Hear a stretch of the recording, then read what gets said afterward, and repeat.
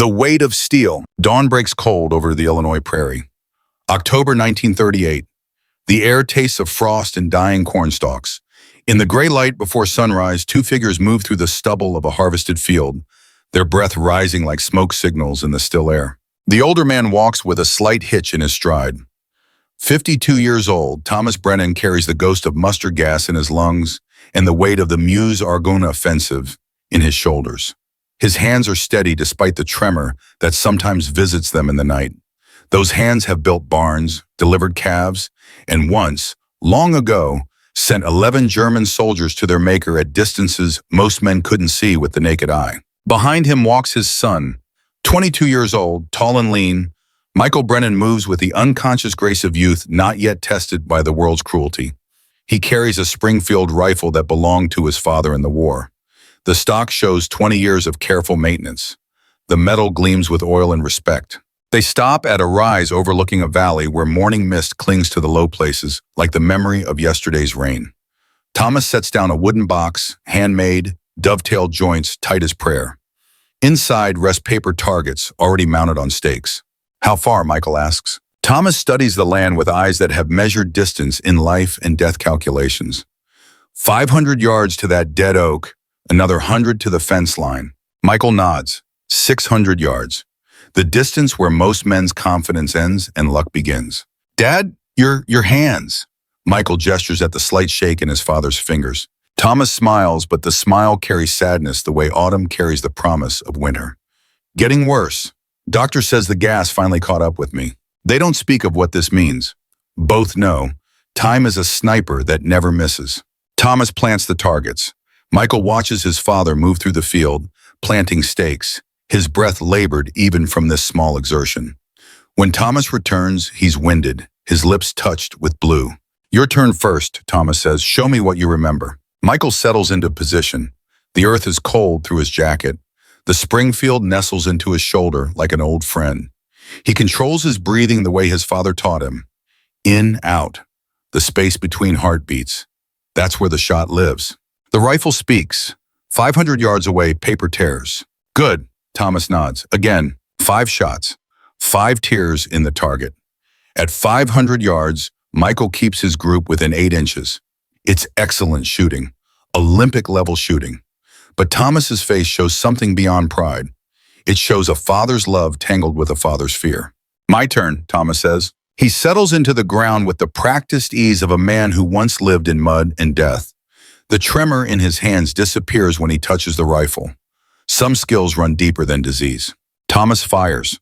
The sound rolls across the valley and comes back changed, an echo that knows what violence means.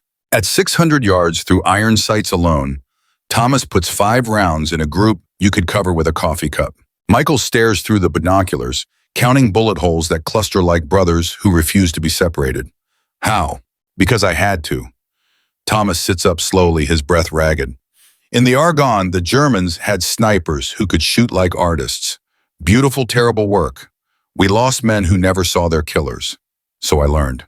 I had to. He looks at his son with eyes that have seen things no father should carry. I killed 11 men with this rifle, Michael. 11 souls I sent to their maker. I remember every face I saw through these sights. The morning grows brighter, but something in the light feels cold. A rifle is not a tool, Thomas continues.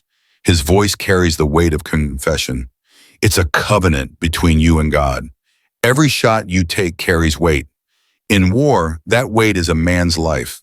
Michael listens the way young men listen when old men speak truth that costs something to tell. The rifle demands respect, precision, patience. These aren't just shooting skills. They're life principles. Thomas coughs. The sound is wet and wrong. If you ever go to war and pray God you don't, remember this. Excellence in your craft honors the lives you take. Sloppiness dishonors them. I don't understand. Thomas touches the rifle like a man touching a scar. Every German I killed deserved a clean death. Quick. Professional. I owed them that much. They were soldiers like me. Someone's son, someone's father. I took them from this world, so the least I could do was take them cleanly. With skill, with respect. That's what excellence means in war. It's not about glory, it's about honoring the terrible thing you have to do. The wind picks up, carrying the smell of distant rain. You're better than I was at your age, Thomas says. Natural gift, but gift without discipline is danger. Gift without moral weight is murder. They pack up the targets. Thomas moves slowly now, the exertion catching up with him. Michael carries both rifles and the box. On the walk back, Thomas stops several times to catch his breath. The tremor in his hands has returned. At the farmhouse, Thomas's wife Mary watches from the kitchen window. She sees what her son doesn't yet see. Time is running out. That evening after dinner, Thomas takes Michael to his study. It's a small room but neat. Everything has its place. On the wall hangs a photograph of young men in doughboy uniforms. Most of them didn't come home. Thomas opens a drawer and removes an envelope. Inside is $200 in worn bills. A fortune for a working man in 1938. A lifetime of careful savings. Buy the best rifle you can, Thomas says. Master it. Honor the craft. If you're going to do a thing, do it right. That's what separates a marksman from a killer. A craftsman respects his tools and his targets. Dad, I can't take this. Yes, you can, because I won't be here forever, son. Thomas says it gently, but the words land hard. This knowledge, this craft, it's what I pass to you.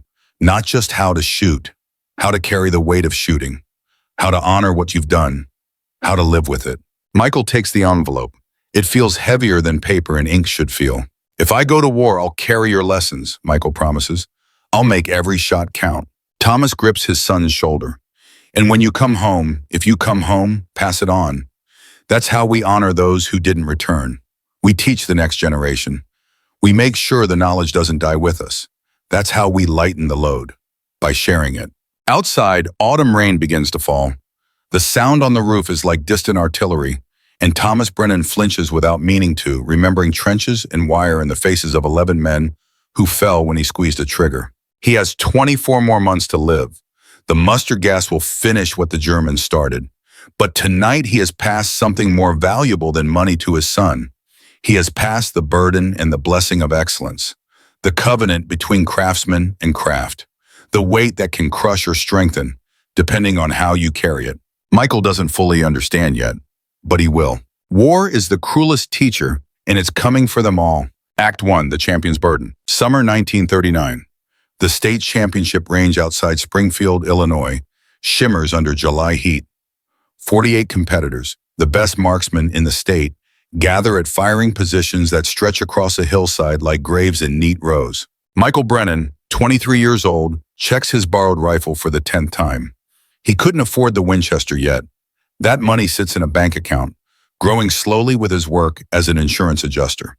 Today he shoots with a rifle loaned by the range master, a decent Springfield with iron sights that feel unfamiliar compared to his father's rifle.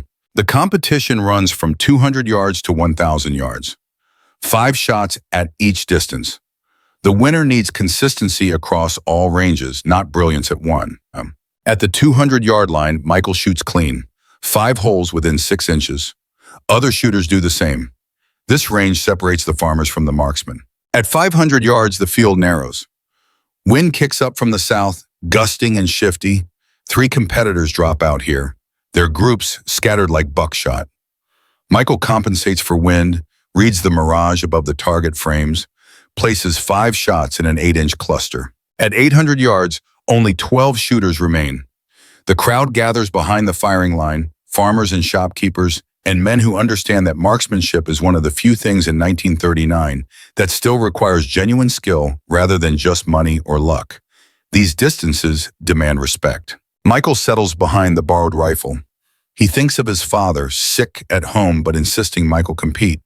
Before each shot, he hears Thomas's voice in his memory.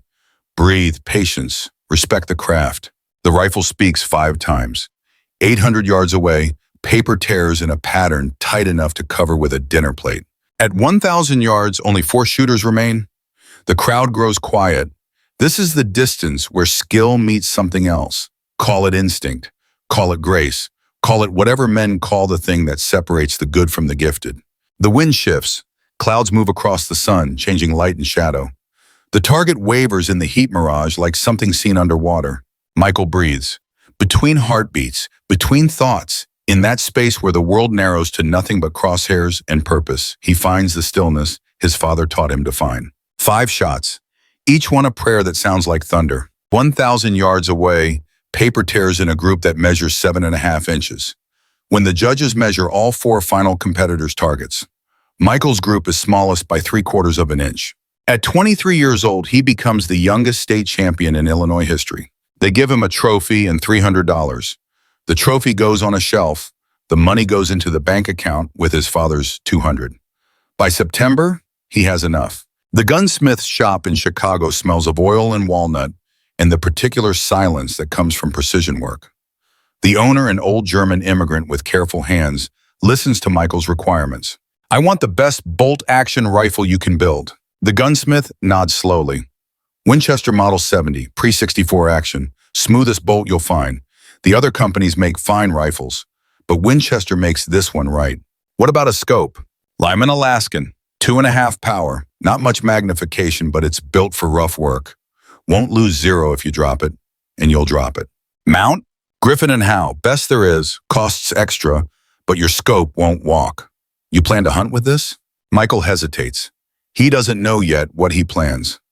Europe is burning, Japan is swallowing China, the world is heading somewhere dark, and young men who can shoot might be needed before this is over.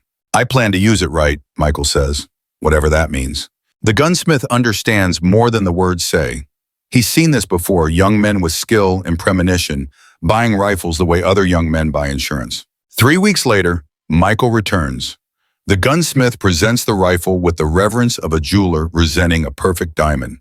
Winchester Model 70 and 3206, Lyman Alaskan scope, Griffin and Howe mount, custom stockwork to fit Michael's build exactly. The wood glows like honey, the metal gleams like promise. Total cost, $215, everything Michael and his father saved. But there's one more detail. Michael has brought something with him. "Can you engrave this?" He shows the gunsmith a piece of paper with careful handwriting. "On the stock, where I can see it when I shoot." The gunsmith reads the inscription and nods. "Beautiful sentiment. I'll use my best tools." 1 week later, Michael picks up the finished rifle. On the stock, in letters that will outlast the wood they're carved into, runs the inscription, "Excellence Honors Sacrifice, TB 1939. Thomas Brennan's initials and the year he passed his covenant to his son. Michael takes the Winchester to the same field where his father taught him.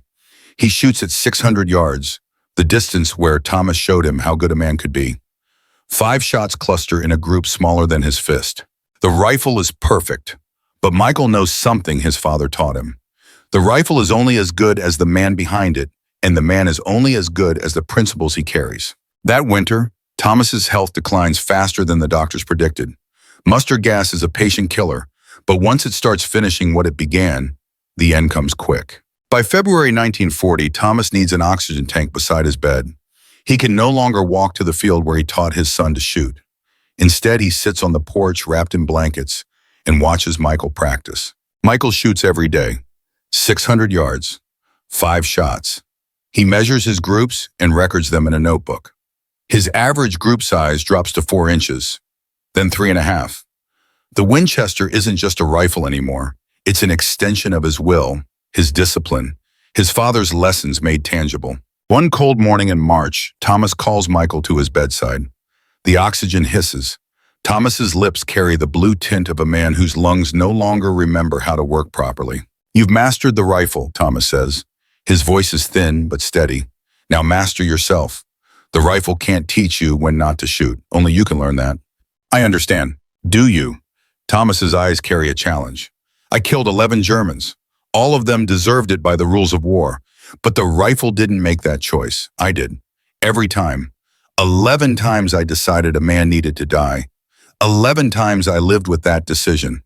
The rifle just did what rifles do. The weight isn't in the steel, Michael. It's in the soul." Michael holds his father's hand. The tremor is constant now. The hands that could shoot a coffee cup at 600 yards can barely hold a water glass. "When I'm gone," Thomas continues, "you'll have choices. The world's heading somewhere bad. Men with your skills will be wanted. If you go, if you fight, remember this. You're not a killer. You're a craftsman who sometimes must kill. Never forget the difference. I promise. And promise me one more thing. Come home. Not for me. I'll be gone. Come home for yourself, for the life after war. War is just a chapter, son. Don't let it become the whole book. Michael promises, but promises feel cheap when you don't yet know their cost. Thomas Brennan dies on February 14th, 1941. Valentine's Day. There's something almost gentle in that timing, as if death knew Thomas was a man who loved his wife and son enough to die on a day dedicated to love. They bury him in the cemetery outside Springfield. 17 men from his old Army unit show up. Old doughboys with gray hair and memories they don't share except with each other. They fire a rifle salute over the grave. The sound echoes across the cemetery, and Michael flinches, thinking of how many times his father heard that sound and knew it meant a friend was gone. After the funeral, one of the old soldiers approaches Michael. He's wearing his dress uniform, the ribbons faded but present. Colonel James Winters, retired, with eyes that have seen the elephant and learned its true name. "Your father saved my life," Winters says without preamble. October 1918, Argonne Forest. "German sniper had me pinned in a shell hole, couldn't move without drawing fire. Your father killed that sniper at 400 yards with iron sights in rain. Best shot I ever saw. Only reason I'm standing here. He never told me. He wouldn't. Tom didn't talk about his kills unless it taught something." Winters studies Michael with an evaluation that feels military. "You look like him. Got his build. You shoot? He taught me. Good. The world's going to need men who can shoot before this is over. Hitler won't stop with Europe. Japan won't stop with China. When it comes here, and it will, we'll need marksmen, not just soldiers." Winters hands Michael a card. "If you enlist, ask for me, Tony. I'm going back in. They want men with experience to train the next generation. Your father taught you right, I can tell. Don't waste it."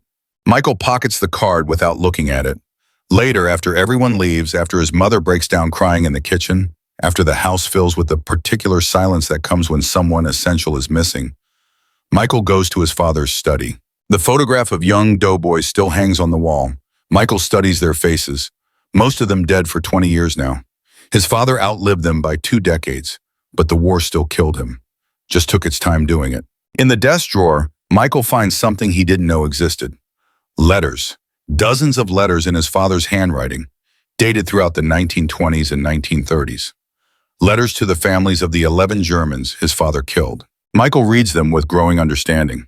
His father wrote to Germany, tracked down families through veteran organizations and church records, and sent letters of condolence. Not apology. You don't apologize for war, but acknowledgement, honor, a recognition that he had taken someone's son, someone's father, and that death mattered even when it was necessary. Some families wrote back. Their letters are here too, kept in careful order. "Thank you for telling us how he died. Thank you for making it quick. Thank you for remembering him as a soldier, not an enemy." Michael understands now what his father meant by carrying the weight with honor. The burden isn't just memory, it's responsibility. It's the active choice to remember, to acknowledge, to never diminish what you've done by forgetting it. He returns the letters to the drawer. Someday, if he has to kill, he'll write his own letters. That's how you honor your father.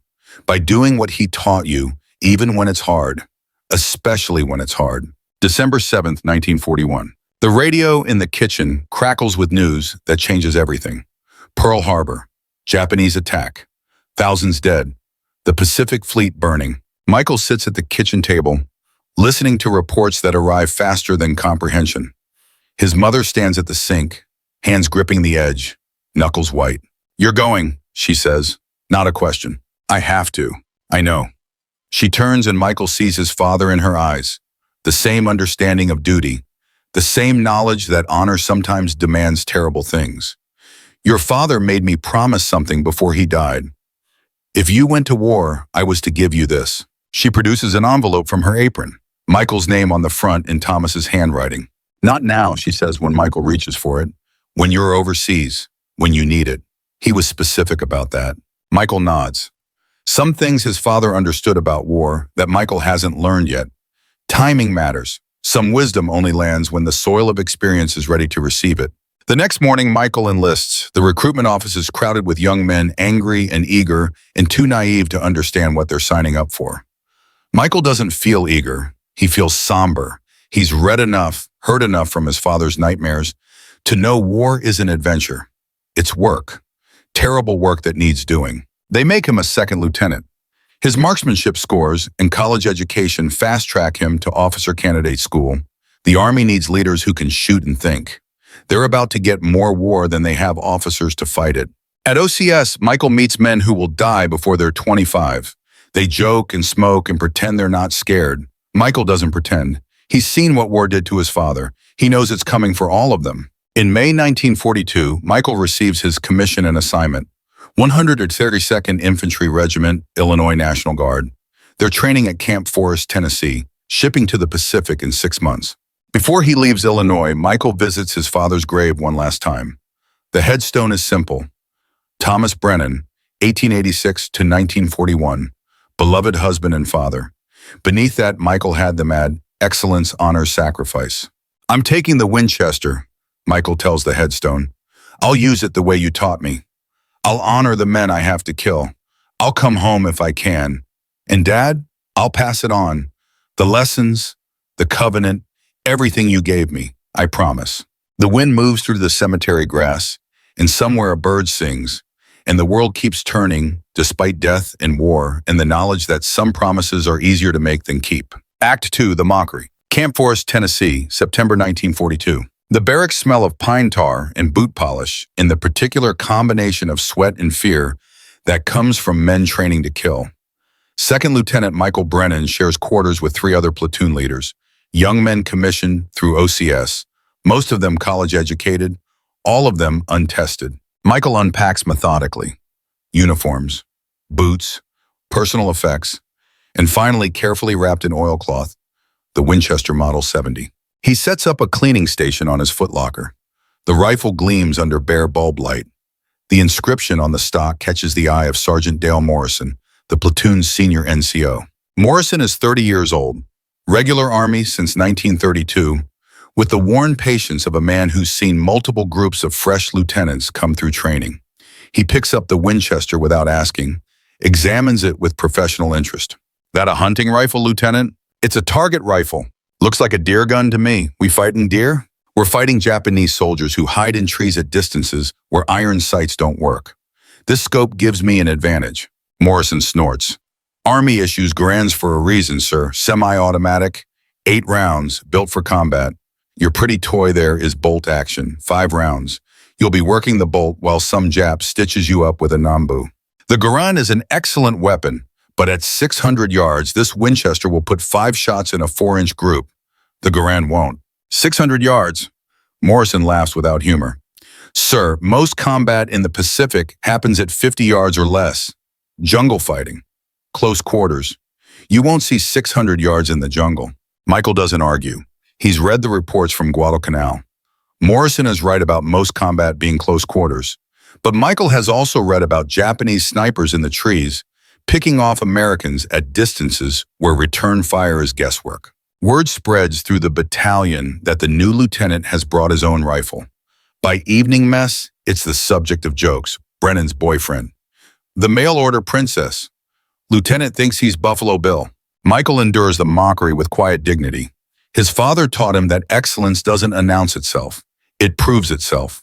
The battalion commander, Captain Russell Hayes, is 38 years old, West Point class of 1926, with the particular arrogance that comes from academy training. He summons Michael to his office the second week of training. Lieutenant Brennan, I've heard you're carrying a personal weapon. Yes, sir, a Winchester Model 70 with Lyman Alaskan scope. Let me see it. Michael brings the rifle. Hayes examines it with the eye of a man who knows weapons but doesn't love them. To Hayes, a rifle is a tool. To Michael, it's a covenant. Beautiful piece, Hayes admits. But this is the Army, Lieutenant. We use standard issue weapons. Leave your sporting rifle in your footlocker and carry a Garand like everyone else. Sir, with respect, my father taught me that a man honors his tools. This rifle represents years of training and family tradition. It shoots better than anything in our armory. Your father's traditions don't matter when Japanese bullets are flying, Lieutenant. The Garand is combat proven. Your deer rifle is not. Sir, it's not a deer rifle. Then what is it? It's a precision instrument built for one purpose. Putting rounds exactly where I aim them at extreme distance. If we face Japanese snipers, and intelligence says we will, this rifle could save American lives. Hayes studies Michael with new interest. You're either very confident or very naive, Lieutenant. Which is it? I'm trained, sir. There's a difference. Hayes returns the Winchester. Keep your toy in your tent. When we deploy, you carry a Garand. That's an order. Yes, sir. But Michael doesn't keep the Winchester in his tent. He carries it to the range every day after duty hours. He shoots at 600 yards while other men clean their Garands or write letters home. His groups stay consistent, 4 inches, sometimes 3.5. Men stop to watch. The mockery begins to shift into something else. Not quite respect, not yet, but curiosity, interest. The acknowledgement that whatever else the lieutenant might be, he can shoot. One evening, Corporal Tom Richardson approaches the firing line. Richardson is 22, from Kentucky Hill Country, with the lean build and steady hands of someone raised on subsistence hunting. He watches Michael shoot 5 rounds at 600 yards, then walks downrange to check the target. When he returns, his expression has changed. Sir, can I ask you something? How'd you learn to shoot like that? My father taught me. Mine too. Richardson looks away and something in his face suggests loss. He died when I was 16. Logging accident, best shot in 3 counties. Could bark squirrels at 50 yards with iron sights. Bark squirrels? Shoot so close to their head the bark stuns them. You don't ruin the meat that way. It's harder than it sounds. Michael nods. My father died last year. Mustard gas from the First War finally caught up with him. Before he went, he taught me everything he knew about shooting. Said it was the most important thing he could pass on. More important than land, money? He said those things pass to whoever's standing when you're gone. But knowledge, skill, the discipline to do a thing right, that only passes if you teach it, if you make someone understand why it matters. Richardson studies the Winchester with new appreciation. That his rifle, built with his money and his lessons. The inscription on the stock, those were his last words to me about shooting. Richardson reads the inscription aloud. Excellence honors sacrifice. He's quiet for a moment. That's heavy, sir. It should be. Shooting isn't a sport when the target shoots back. My father killed 11 Germans. He remembered everyone, honored everyone. That's what this rifle represents, not killing, honoring what you might have to do. I'd like to learn that, sir, if you'd teach me. Michael considers. He's been alone with his father's lessons since Thomas died. The idea of passing them on, of not carrying this burden solo appeals in a way he didn't expect. Tomorrow after duty, bring your Garand. We'll start with fundamentals. Richardson grins. Thank you, sir. I won't waste your time. Good, because I won't waste my father's lessons on someone who doesn't respect what they cost. Word spreads that Richardson is training with the lieutenant. Other men in the platoon notice Richardson's groups tightening, his confidence growing. Some start showing up to watch. Michael doesn't turn them away, but he doesn't invite them either. Teaching is sacred. His father taught him that. You don't throw knowledge at whoever asks, you give it to those who hunger for it. By October, Michael has 3 students.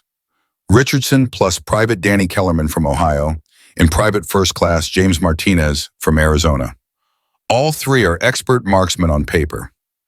None of them understand yet what it means to put crosshairs on a man. Michael teaches them breathing, trigger control, wind reading, but he also teaches them something the Army doesn't cover. Every target you engage and train, acknowledge it. Say out loud, target at 600 yards. I'm honor this shot by making it clean. You'll feel stupid doing it. Do it anyway. Because when that target becomes a man, when you see his face through your scope and know you're about to end someone's son, someone's father, you'll need the discipline of honoring that moment. Start building that discipline now. The 3 students exchange glances, but they do it. After every shot, they acknowledge, they honor. Some other soldiers mock them for it. Michael ignores the mockery. His father endured worse in the trenches. Captain Hayes hears about the lieutenant's evening training sessions. He doesn't stop them, but he doesn't approve them either. Hayes believes in Army doctrine, Army methods, Army weapons. Personal initiative is fine unless it challenges standard procedure. In November, the 132nd receives orders. Pacific Theater, deployment date, December 15th, destination classified, but everyone knows. Guadalcanal. The Marines have been bleeding there since August.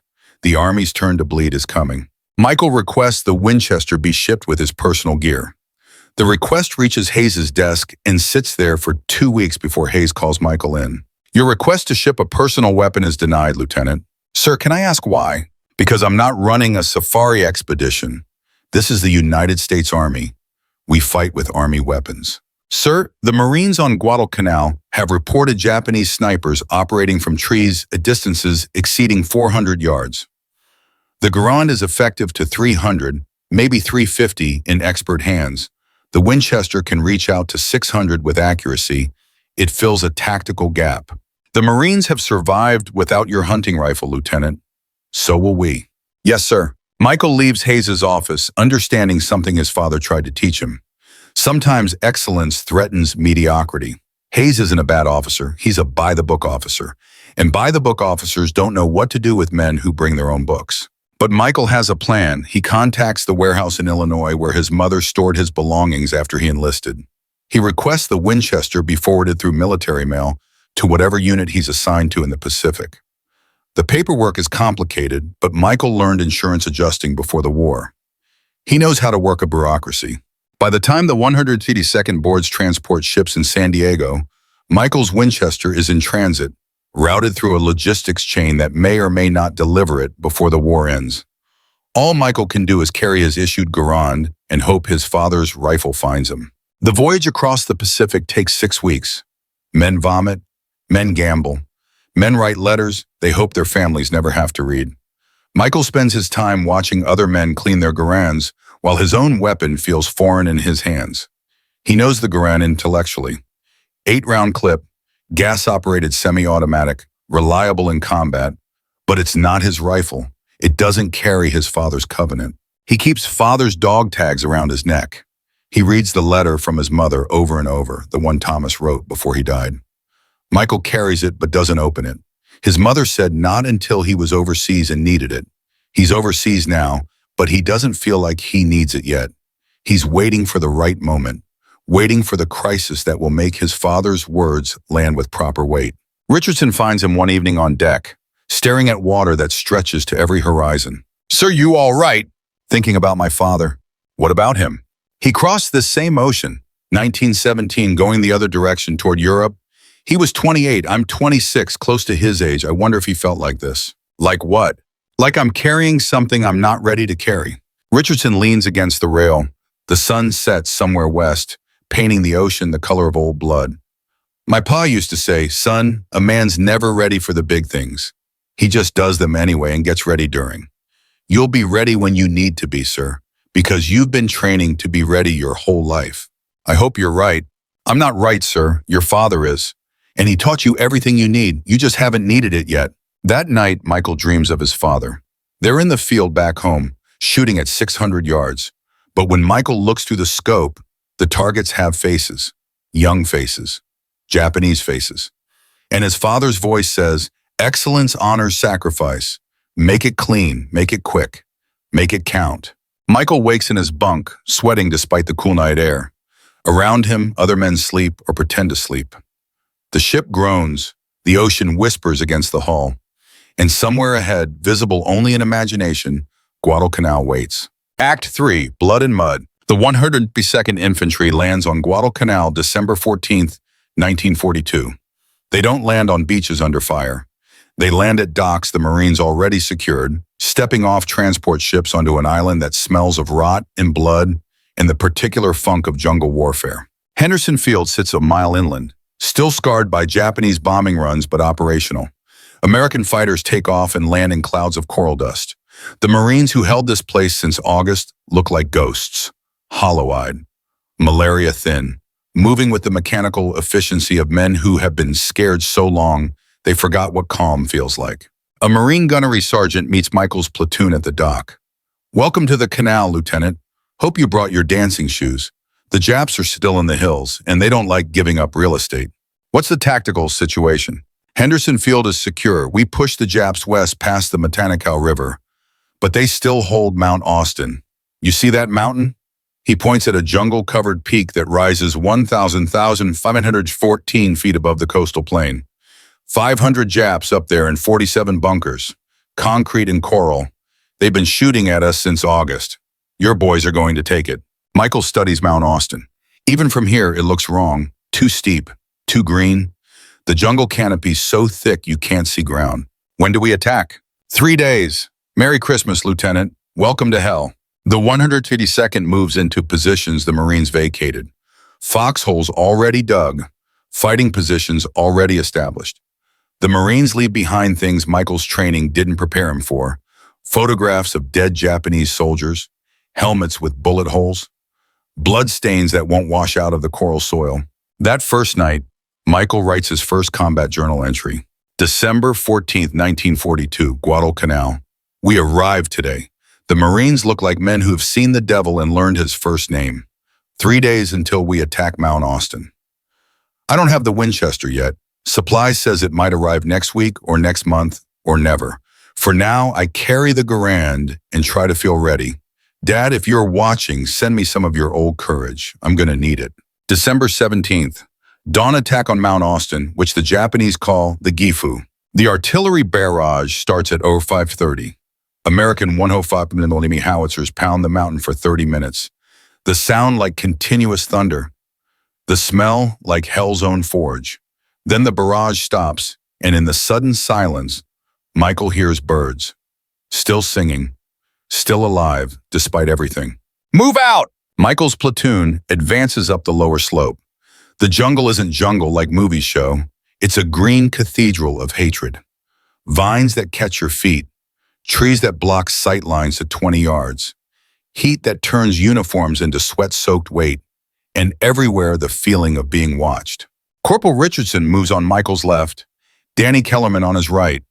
They're 50 yards from the first bunker when machine gun fire erupts. The sound is a wet rip, like cloth tearing. Men scream. Men fall. Michael hits the ground behind a fallen tree that provides cover measured in inches. The next 16 days become a blur of violence that training never prepared them for.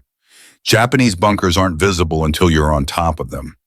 Concrete, coral, reinforced with palm logs, firing slits that spit death. You can't flank them because jungle limits movement. You can't suppress them because they're too well protected. The only solution is close assault.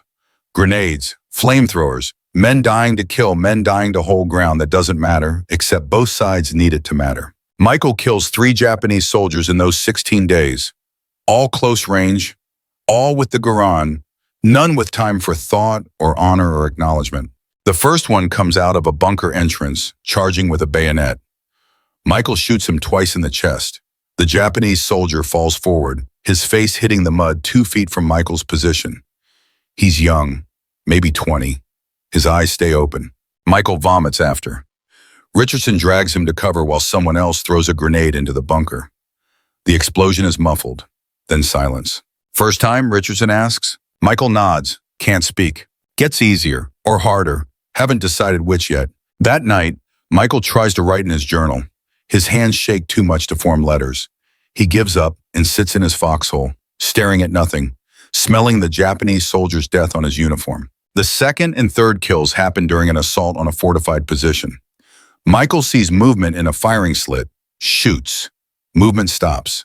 Later, after the position is overrun, he sees 2 bodies inside the bunker, both shot through the head. Clean kills. Professional kills. Kills his father would have honored for their precision. But Michael feels no honor. He feels numb. He feels like he's watching someone else do these things while he floats above his own body, disconnected from the violence his hands commit. By January 2nd, 1943, the 132nd finally takes the western slope of Mount Austin. The cost is terrible. 34 men killed, 279 wounded. Michael's platoon started with 42 men. Now they have 31.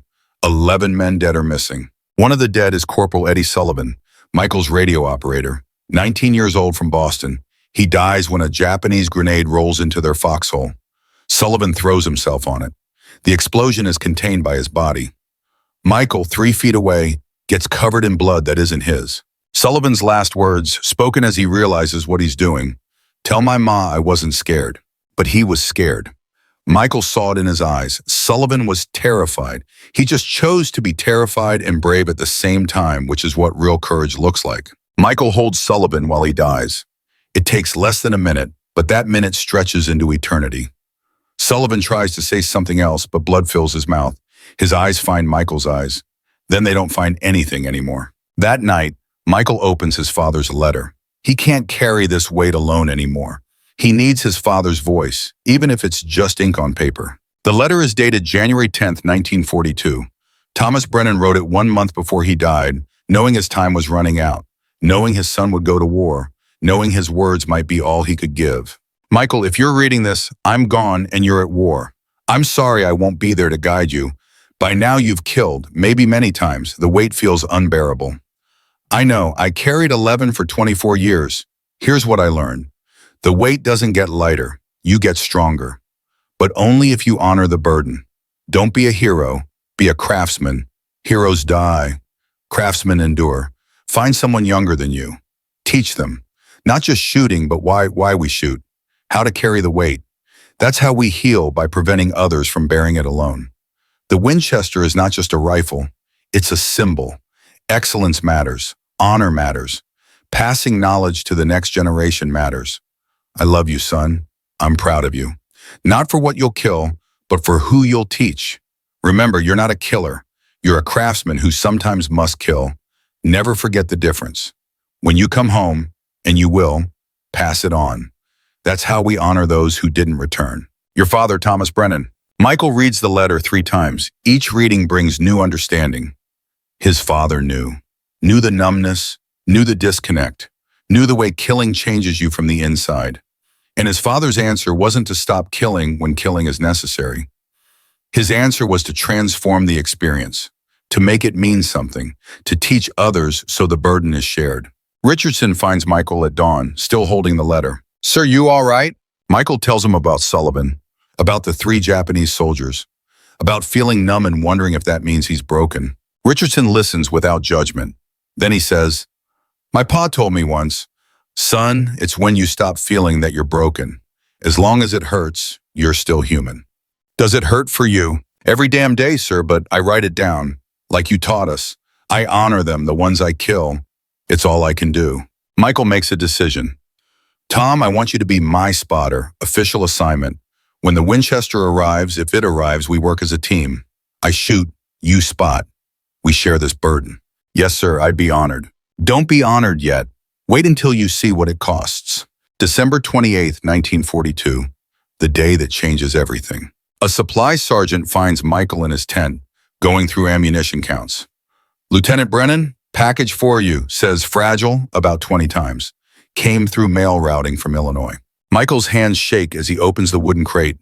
Inside, wrapped in cosmoline and oilcloth, pristine and perfect despite 6 weeks of transit, rests the Winchester Model 70, the Lyman Alaskan scope, the Griffin and Howe mount, and on the stock, still legible, still true, the inscription, Excellence Honor Sacrifice, TB 1939. Michael lifts the rifle with reverence that borders on religious. It feels like coming home. It feels like his father's hand on his shoulder. It feels like purpose in a world of chaos. Richardson enters the tent and stops. Is that it? This is it. Beautiful. Can I hold it? Michael passes the Winchester to Richardson, who handles it with the respect of a man who understands what such things mean. He reads the inscription aloud, slowly, letting each word land. Your father was a wise man, sir. He tried to be. Michael spends 4 hours cleaning the cosmoline from the rifle, checking the scope alignment, loading 5 rounds of .30-06 hunting ammunition, the same ammunition he used for practice back home, the same ammunition his father used to kill 11 Germans. When the rifle is clean and ready, Michael steps outside the tent. The sun is setting over Guadalcanal, painting the jungle gold and red. He chambers around. The bolt slides smooth as prayer. He shoulders the rifle and looks through the scope, finding the world magnified, brought close, made clear. He doesn't fire, not yet, but he's ready now. Ready in a way he wasn't before. The Winchester is more than a rifle. It's connection to his father. It's proof that precision and excellence can exist even in a war that seems designed to destroy such things. Richardson stands beside him. Sir, what now? Now we wait. The Japanese still have snipers in the coastal groves. Sooner or later, they'll hit us. When they do, we'll be ready. You mean you'll be ready? No, Tom. We, you and me, a team, the way this is supposed to work. That night, Michael sleeps with the Winchester beside his cot. He dreams of his father for the first time since landing on Guadalcanal. In the dream, Thomas stands in the field back home, smiling, holding the Springfield. You kept your promise, Thomas says. You brought it to war. Now use it the way I taught you. I'm scared, Dad. Good. Fear keeps you sharp. Just don't let it make you sloppy. Excellence honors sacrifice, Michael. Make every shot count. Michael wakes at 0400. The tent is dark. Around him, men sleep the sleep of exhaustion. But Michael is awake, and the Winchester gleams in the dim light. And tomorrow, or the next day, or the day after, someone will need to die at a distance, and Michael will be ready. Because that's what craftsmen do. They prepare. They practice. They honor their tools and their targets. And when the moment comes, they don't hesitate. They don't celebrate. They simply do what needs doing, with excellence, with precision, with the weight of covenant heavy on their souls. January 22nd, 1943, 30 hours. The jungle never sleeps, but it pretends. In the hour before dawn, the insects quiet just enough that a careful man can hear other men breathing. Michael Brennan moves through this false silence, carrying his father's Winchester and the weight of promises he's not sure he can keep. The captured Japanese bunker sits 200 yards west of the American perimeter at Point Cruz. Concrete and coral. Half collapsed from artillery, it smells of cordite and something worse. The men who built this bunker died defending it 3 days ago. Their blood still stains the firing slits. Michael settles into the position behind the broken wall. The Winchester rests on a sandbag, steady as prayer. Through the Lyman Alaskan scope, the jungle appears closer, more intimate.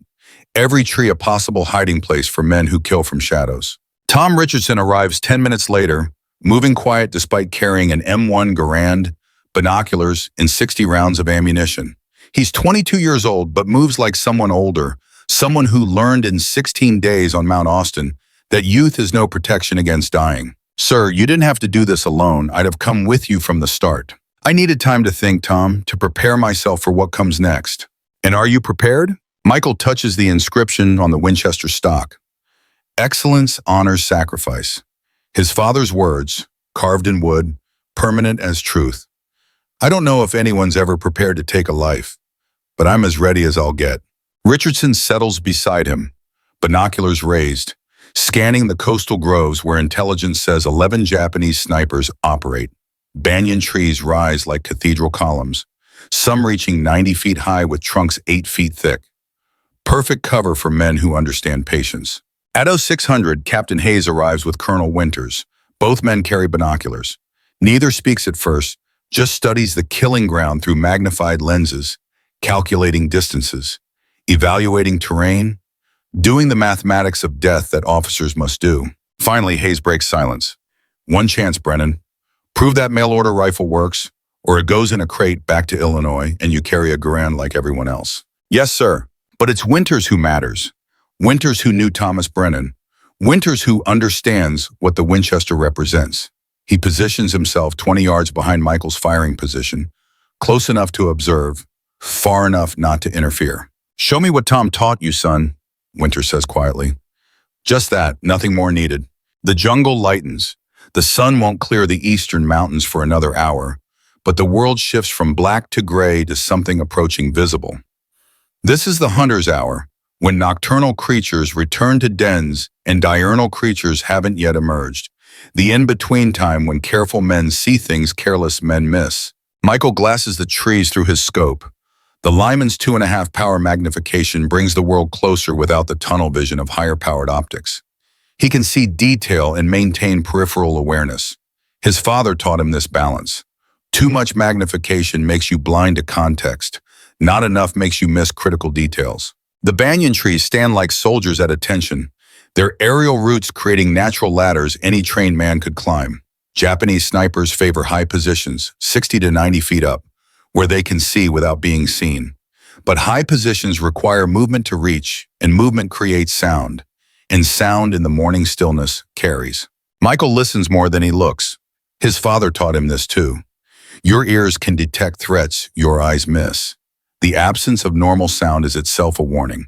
When birds stop singing, when insects quiet, when the jungle holds its breath, something is wrong. At 0847, a bird calls from a tree 240 yards out. The call is perfect. Too perfect. Michael has heard that species 100 times since landing on Guadalcanal. This call sounds identical, except it isn't. The rhythm is off by half a second, the pitch slightly wrong, a man imitating a bird he's heard but doesn't truly understand. Michael keeps his scope on that tree, 87 feet up, where 3 branches fork, creating a natural platform. At 09:17, the branch moves. No wind, just a subtle shift in foliage that shouldn't shift. Michael breathes slower, calming his heart rate, finding the space between beats where his body becomes still enough that the rifle becomes an extension of his will rather than a tool in his hands. Through the scope, the shape emerges. Dark clothing, the angle of a man's shoulders, the line of a rifle barrel pointed east, toward the trail where American supplies move every morning at 30. Michael's finger finds the trigger. Glass smooth, 3.5 pounds of pressure. His father spent hours adjusting this trigger at Camp Perry before the war. Now that precision matters in ways sports shooting never required. The crosshairs settle on the dark shape. Michael's breathing stops. The world narrows to nothing but the target and the covenant. Excellence honors sacrifice. Make it clean. Make it quick. Make it count. The Winchester speaks. The sound rolls across the grove like thunder, announcing judgment. 240 yards away, the Japanese sniper jerks as if stung by something invisible. His body pivots on the branch, loses balance, falls. Through the scope, Michael watches the man tumble through 90 feet of branches. The sniper tries to grab something, anything, but gravity is patient and inevitable. His body strikes branch after branch, each impact changing trajectory, until finally he hits the ground in a crumpled heap that doesn't move. Michael works the bolt. The spent cartridge ejects, brass catching morning light, spinning as it falls. He chambers another round, keeps the scope on the tree, waiting. Japanese snipers work in pairs, shooter and spotter. Somewhere close, another man watches, and that man just saw his partner die. Behind him, Hayes speaks through binoculars. Jesus Christ, you actually hit him. Winters says nothing, but Michael feels his gaze. Approval without words. Pride from a man who knew Thomas Brennan and understands what this shot represents. Not just marksmanship, legacy. The covenant passed from father to son, proven in blood. Richardson glasses the surrounding trees, searching for the second sniper. Sir, the partner will be close, within 50 yards of the first elevated position, watching for, there. Michael has already found him. Different tree, 60 yards north of the first, 50 feet up instead of 87. Lower but concealed better. The second sniper is retreating down the trunk, moving fast, knowing his position is compromised. Michael leads the movement, 3 feet ahead of where the man is now, where he'll be when the bullet arrives. The Winchester fires again. The second sniper falls backward off the tree, his Arisaka Type 38 clattering through branches ahead of him, both rifle and man hitting ground within seconds of each other. 2 shots, 2 kills, inside 6 minutes. Michael keeps the rifle shouldered, scanning, breathing controlled despite the adrenaline singing through his blood. His hands want to shake. They don't. His father taught him this too. The body follows the mind. Discipline conquers chaos. But something else happens that his father never mentioned. The world becomes hyper-real, colors sharpen, sounds amplify. Michael can hear his own heartbeat, Hayes' breathing, the rustle of Richardson's uniform as he shifts position. He can smell the cordite from his rifle, the jungle rot, his own sweat mixed with fear. He's just killed 2 men, 2 human beings who woke up this morning not knowing this was their last dawn. 2 soldiers who trained and bled and believed in their cause enough to climb trees and wait for Americans to kill. 2 sons of Japan who will never go home. Brennan, Winter's voice cuts through the hyper-reality. How do you feel? It's not the question Michael expected. Sir, your father told me once that the first kill changes you in ways you can't predict. So I'm asking, how do you feel? Michael thinks about lying, about saying he feels fine, feels strong, feels ready for more.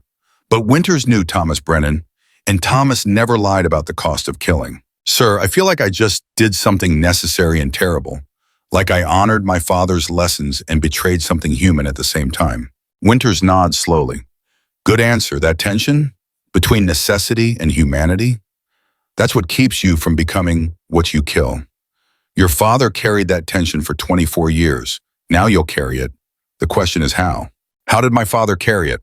By honoring every man he killed, by writing to their families when he could, by teaching others so the burden could be shared, by never forgetting that excellence in killing doesn't make killing excellent. It just makes it necessary. Hayes interrupts. With respect, Colonel, we can philosophize later. Brennan, can you keep going? Yes, sir. Then do it. The Japs have 9 more snipers out there, and they just killed Private Jensen yesterday. I want payback. Richardson glances at Michael, a question in his eyes. Michael reads it without words. Is this what we signed up for? Payback? Revenge? Michael answers the unspoken question. We're not doing this for payback, Tom. We're doing it because those snipers will kill more Americans if we don't stop them. That's the only reason that matters. Hayes starts to argue, but Winters raises a hand. Brennan's right. Revenge is what gets soldiers killed. Mission focus is what gets soldiers home. Continue, Lieutenant. For the next 3 hours, Michael glasses trees. Richardson spots. Hayes and Winters observe. The jungle provides excellent concealment, but limited hiding places for snipers who need clear sight lines. The banyan trees are obvious choices, which makes them predictable. At 11:21, a Japanese bullet strikes the sandbag 6 inches from Michael's head. The impact throws coral dust and sand into his face, stinging his eyes, filling his mouth with grit. He rolls left instinctively, pressing himself against the bunker wall, the Winchester clutched to his chest. Richardson flattens beside him. Southwest! The shot came from southwest! Hayes and Winters take cover behind the bunker's far wall. For 30 seconds, nobody moves. The jungle returns to false silence. Birds still sing, insects still buzz. The sniper who just shot at Michael could be relocating or staying put, and guessing wrong means dying. Michael wipes sand from his eyes, spits coral dust, forces his heart rate down. That bullet missed by inches. If he'd shifted weight to his right instead of holding still, the round would have entered his skull just above the ear. He'd be dead before he heard the shot. His hands shake now, natural response to near death. Michael lets them shake for 10 seconds, then wills them still. Fear is useful. Panic is fatal. Tom, where would you relocate if you just took a shot from that direction? Richardson thinks, studying terrain through binoculars. Same tree, different position. Or one tree north, but not far. Relocation takes time, and time means losing visual on target. I'd move just enough to change angle, then reset. That's what I'd do too. Michael edges back to his firing position. Slowly. The sandbag where the bullet hit shows a neat hole, still smoking slightly. Type 38 Arisaka, 6.5 millimeter. Good rifle, accurate out to 500 yards in skilled hands. The sniper who fired that shot knew his business. Through the scope, Michael searches the southwest trees, 5 banyans in a cluster, any of them viable sniper positions. He glasses each tree methodically, top to bottom, looking for anything that breaks pattern. Dark against light, straight lines and organic curves. Movement where stillness should reign. At 11:38, he finds it. 3rd tree from the left, 73 feet up. The sniper has repositioned to a different branch, but stayed in the same tree. He's visible as a dark mass against the trunk, partially concealed by aerial roots, but not enough. His mistake. Michael settles the crosshairs on center mass, breathes, finds the space between heartbeats. The Winchester speaks its truth. The 3rd sniper falls without sound. His rifle tumbles after him, both hitting ground in the silence that follows violence. 3 shots, 3 confirmed kills. Michael chambers another round, scans for threats, finds none. The remaining Japanese snipers have learned something. Americans have a counter-sniper, and he shoots straight. By noon, Michael has killed 5 Japanese snipers, 5 men who climbed trees before dawn, positioned themselves for long-range killing, and died before they could fire a shot.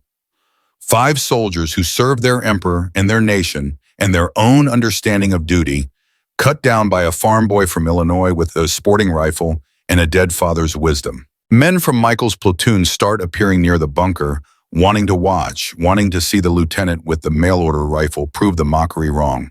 Michael sends them away.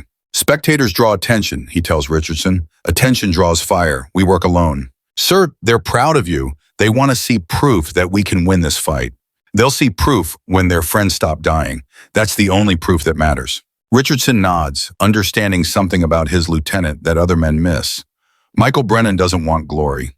He wants competence. He wants the war to end so men stop dying. The rifle is just a tool for that purpose. The killing is just work that needs doing. There's no pride in it, no satisfaction, just grim necessity in the weight that comes from doing necessary terrible things. That afternoon, the Japanese snipers stopped moving. They've adapted to the threat. Now they wait, motionless in positions they reached during last night's darkness.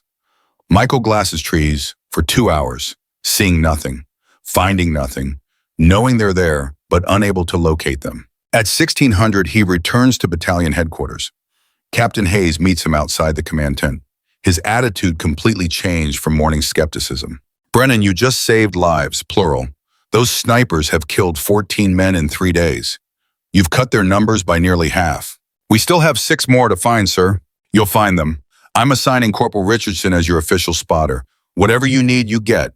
Ammunition, position, support. The mockery stops now. That's an order I'm giving to every man in this battalion. Thank you, sir. Hayes extends his hand. Michael shakes it, feeling the change in grip. This morning, Hayes squeezed hard, testing. Now he shakes as equals. Soldier to soldier, respect earned through competence. Winters appears from the command tent. Walk with me, Lieutenant. They move away from headquarters, toward the perimeter where jungle presses close and privacy exists in foxholes and fighting positions. Winters lights a cigarette, offers one to Michael. Michael declines. His father never smoked after the mustard gas. Your father would be proud, Winters says. Not a question, a statement of fact. I keep wondering if he'd be disappointed. 5 men dead by noon. That's more killing in 6 hours than I've done my entire life until today. Tom killed 11 Germans in 6 months. You're on pace to match him in a week. But that's not what would make him proud. You know what would? Michael waits. The way you honor them. I saw you after each kill. You stop, you breathe, you acknowledge something. What do you acknowledge? That I just ended someone's son, someone's father, someone who mattered to someone. That's what Tom did. After every kill, he'd say a prayer. Not for forgiveness. He never thought he needed forgiveness for doing his duty, but for recognition, for bearing witness to the fact that he'd removed a life from this world, and that removal, however necessary, carried weight. You're doing the same thing without knowing you're doing it. That's instinct. That's what he taught you so deep it became part of who you are. Winters drops the cigarette, crushes it under his boot. I'm recommending you for commendation. I'm also recommending you start training others. This battalion needs more men who can shoot like you. But more than that, we need men who think like you, who understand that excellence in war isn't about glory. It's about ending the war faster by doing terrible work with terrible skill. Sir, I'm not qualified to train anyone. You're the most qualified man in this regiment. You just don't know it yet. Your father spent 24 years teaching you. Now you spend whatever time we have teaching others. That's how we honor him, by making sure his lessons don't die with you. That evening, Michael sits in his tent with the Winchester across his knees and his journal open. He started writing entries for each kill, not for glory, not for count, but for memory, for honor, for the covenant his father passed to him. January 22nd, 1943, 5 confirmed kills, all Japanese snipers, all elevated positions, all professional soldiers doing their duty. Sniper 1, 240 yards, banyan tree, eastern exposure. You died quickly. I hope that matters. Sniper 2, same area, retreating position. You understood tactics. I'm sorry I understood them better. Sniper 3, 73 feet elevation, repositioning error. You shot at me first. Fair fight. You lost. Sniper 4, morning light, good concealment. You almost had me. Almost isn't enough in this work. Sniper 5, elevated hide, patient position. You did everything right except account for me. I honor your skill by remembering your death. May you rest in whatever peace soldiers find. MB. Richardson reads over his shoulder. Sir, you write to them like they're people. They were people, Tom. They're just not people anymore. That's my doing. The least I can do is remember them as more than targets. I want to learn that, not just the shooting, the honoring, how to carry this weight the way your father taught you. Michael closes the journal. Tomorrow morning, 0530, you'll get your first shot as primary shooter. I'll spot for you. And Tom, when you kill him because you will, you'll understand why the honoring matters. Because without it, you become what you kill. A thing that ends lives without acknowledging the ending. My father refused to become that. I refuse to become that. And I'll teach you to refuse the same thing. That night, Michael dreams of his father. They're in the field back home, shooting at 600 yards. But the targets have faces now. Japanese faces, young faces. And his father's voice says what it always says. Excellence honors sacrifice. Every shot is a covenant. Honor the terrible thing you do by doing it excellently. Michael wakes at 0300, unable to sleep, so he cleans the Winchester in darkness, feeling its components by touch, finding peace in the ritual of maintenance. The rifle is killing men, but it's also keeping men alive. American men who would die if these Japanese snipers kept operating. That paradox is the heart of war.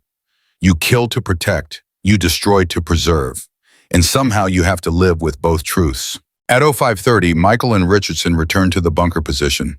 The jungle is still dark, but dawn approaches, and with it, the resumption of the snipers' war. January 23, 1943. The rain starts at 0600, heavy tropical rain that turns the jungle floor into mud and reduces visibility to 100 yards. Michael and Richardson sit in the bunker, waiting for weather to clear, knowing the Japanese snipers are using this rain to reposition, to climb into new trees, to reset their hunting grounds. Richardson breaks the silence. Sir, teach me something, not about shooting, about carrying this. What do you want to know? How do you sleep? After killing 5 men in a day, how do you close your eyes and not see their faces? Michael considers the question carefully. This is teaching that matters, not technique, philosophy, the framework that keeps men human when their work is inhuman. I do see their faces, Tom, everyone. That's the point. If I stopped seeing them, I'd become a killer instead of a soldier. There's a difference. What difference? A killer ends lives and feels nothing. A soldier ends lives and feels everything. The pain, the guilt, the necessity, the burden, all of it. The mark of a good soldier isn't that he can kill without feeling. It's that he can kill while feeling and still function, still lead, still protect the men who depend on him. Richardson absorbs this. Is that what your father taught you? My father taught me that you honor the dead by being worthy of surviving. You don't celebrate. You don't glory in it. You acknowledge what you've done, you learn from it, and you use that knowledge to protect others. That's how you sleep, by knowing that your terrible skill serves a purpose larger than the terrible act. And when the war ends, when we go home, how do we carry this then? We teach, Tom. We pass on what we learn. Not just the mechanics of shooting, but the philosophy of honoring what you do. We make sure the next generation understands that war is hell, but how you wage hell defines whether you come home human or broken. My father came home human because he refused to diminish what he'd done. I'll come home the same way. And you will too, because I'm teaching you how. The rain stops at 08:15. Visibility returns slowly, the jungle emerging from gray curtains of mist like a stage set being revealed. Michael positions himself at the firing port. Richardson settles beside him with binoculars. Sir, you said I'd take the first shot today. You will, when the target presents itself. But Tom, when you squeeze that trigger, when you watch a man fall because you made a choice and executed it perfectly, you'll understand something about yourself. Either you can carry this weight or you can't. There's no shame either way. But you need to know before we train others. Are you a man who can kill with honor or a man who shouldn't kill at all? Both are valid. Both are necessary. The world needs sheep and sheepdogs. You'll discover which you are. At 0912, Richardson discovers the Japanese sniper has positioned himself during the rain. Smart tactics, sound masking during movement. The position is good too. 290 yards out, elevated 70 feet, banyan tree with excellent concealment. Whoever this sniper is, he's professional, patient, skilled. Through binoculars, Richardson spots the dark shape against the trunk. Sir, I have movement. 290 yards, 70 feet elevation, 10 o'clock position. Michael looks through his scope, confirms. I see him. He's yours, Tom. You've trained for this. You know how. Now prove you know why. Richardson positions behind the Winchester. Michael has let him practice with the rifle over the past weeks, familiarizing him with its trigger, its recoil, its particular personality. Every rifle has personality. This Winchester likes steady hands and patient hearts. Richardson settles in, his breathing slows. Michael watches him find the space between heartbeats, the place where stillness lives. Good, the mechanics are right.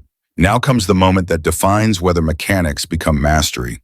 When you're ready, Michael says quietly, make it clean. The Winchester fires. 290 yards away, the Japanese sniper jerks, loses grip, falls. Richardson has placed the shot center mass. Professional work. The sniper tumbles through branches, his body striking wood and vine until gravity finishes what the bullet started. Richardson keeps the rifle shouldered, but Michael sees his hands begin to shake, adrenaline and realization hitting simultaneously. He's just killed a man, his first, the count that never stops counting. Work the bolt, Michael says. Chamber another round. Stay in the fight. Richardson obeys, muscle memory overriding emotion. Good training, but his breath comes faster now, and Michael knows what's coming next. Tom, you need to step away from the rifle? No, sir, I'm good. Richardson sets the Winchester down carefully and moves to the back of the bunker. He vomits. Once, twice, 3 times until nothing remains but dry heaves and shame. Michael lets him finish, then offers his canteen. Rinse, spit, breathe. Richardson does, his face pale, his hands still shaking. Sir, I'm sorry, I thought I could. Stop. You did exactly what you should do. You took the shot clean. You killed him quick. And now you're feeling what that means. This is right, Tom. This is human. If you didn't vomit, I'd worry about you. How did you not throw up? After your first? I did. On Mount Austin. After I killed a Japanese soldier at close range. Your first kill always takes something from you. The question is whether it takes everything or just enough to remind you what you've done. You're still here, still functional. That means you can carry this. But it also means you understand the cost now. Really understand it. Richardson nods slowly. I saw his face, through the binoculars. Right before he fell, he looked young, 20-something, like us. He was like us, a soldier doing his duty. You ended his duty by doing yours. That's war, Tom. Not clean, not glorious, just necessary. And the way you honor him now is by remembering him, by writing his death in your journal, by making sure his death meant something because you learned from it. What should I learn from killing him? That you can, that you will if necessary.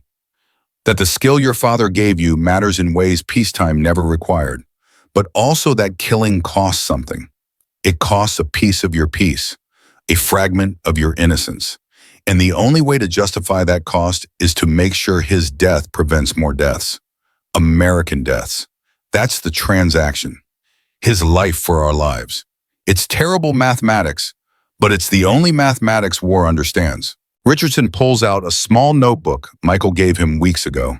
With shaking hands, he writes, January 23rd, 1943, Sniper 6, 290 yards, elevated position. I killed you quickly. I saw your face. I will remember. TR. Michael watches his student become a brother, because that's what shared killing does. It bonds men in ways friendship alone never could. They've both crossed the line now. Both understand the weight. Both carry the covenant. You ready to continue? Michael asks. Yes, sir. Then take position. We have 5 more to find. But at 0957, the Japanese find them first. Mortars. The whistling scream that announces explosive death. Michael hears them incoming and shouts, incoming! Half a second before the first round lands, 40 yards short of the bunker. The explosion throws coral and mud high. The shockwave rattles teeth. Then silence. Then another whistle. Another impact. 20 yards short this time. They've triangulated Michael's position. Maybe from muzzle flash, maybe from sound, maybe from pure mathematics. Doesn't matter how. What matters is the third salvo will be on target, and this bunker won't survive a direct hit. Tom, run! North, now! But Richardson doesn't run.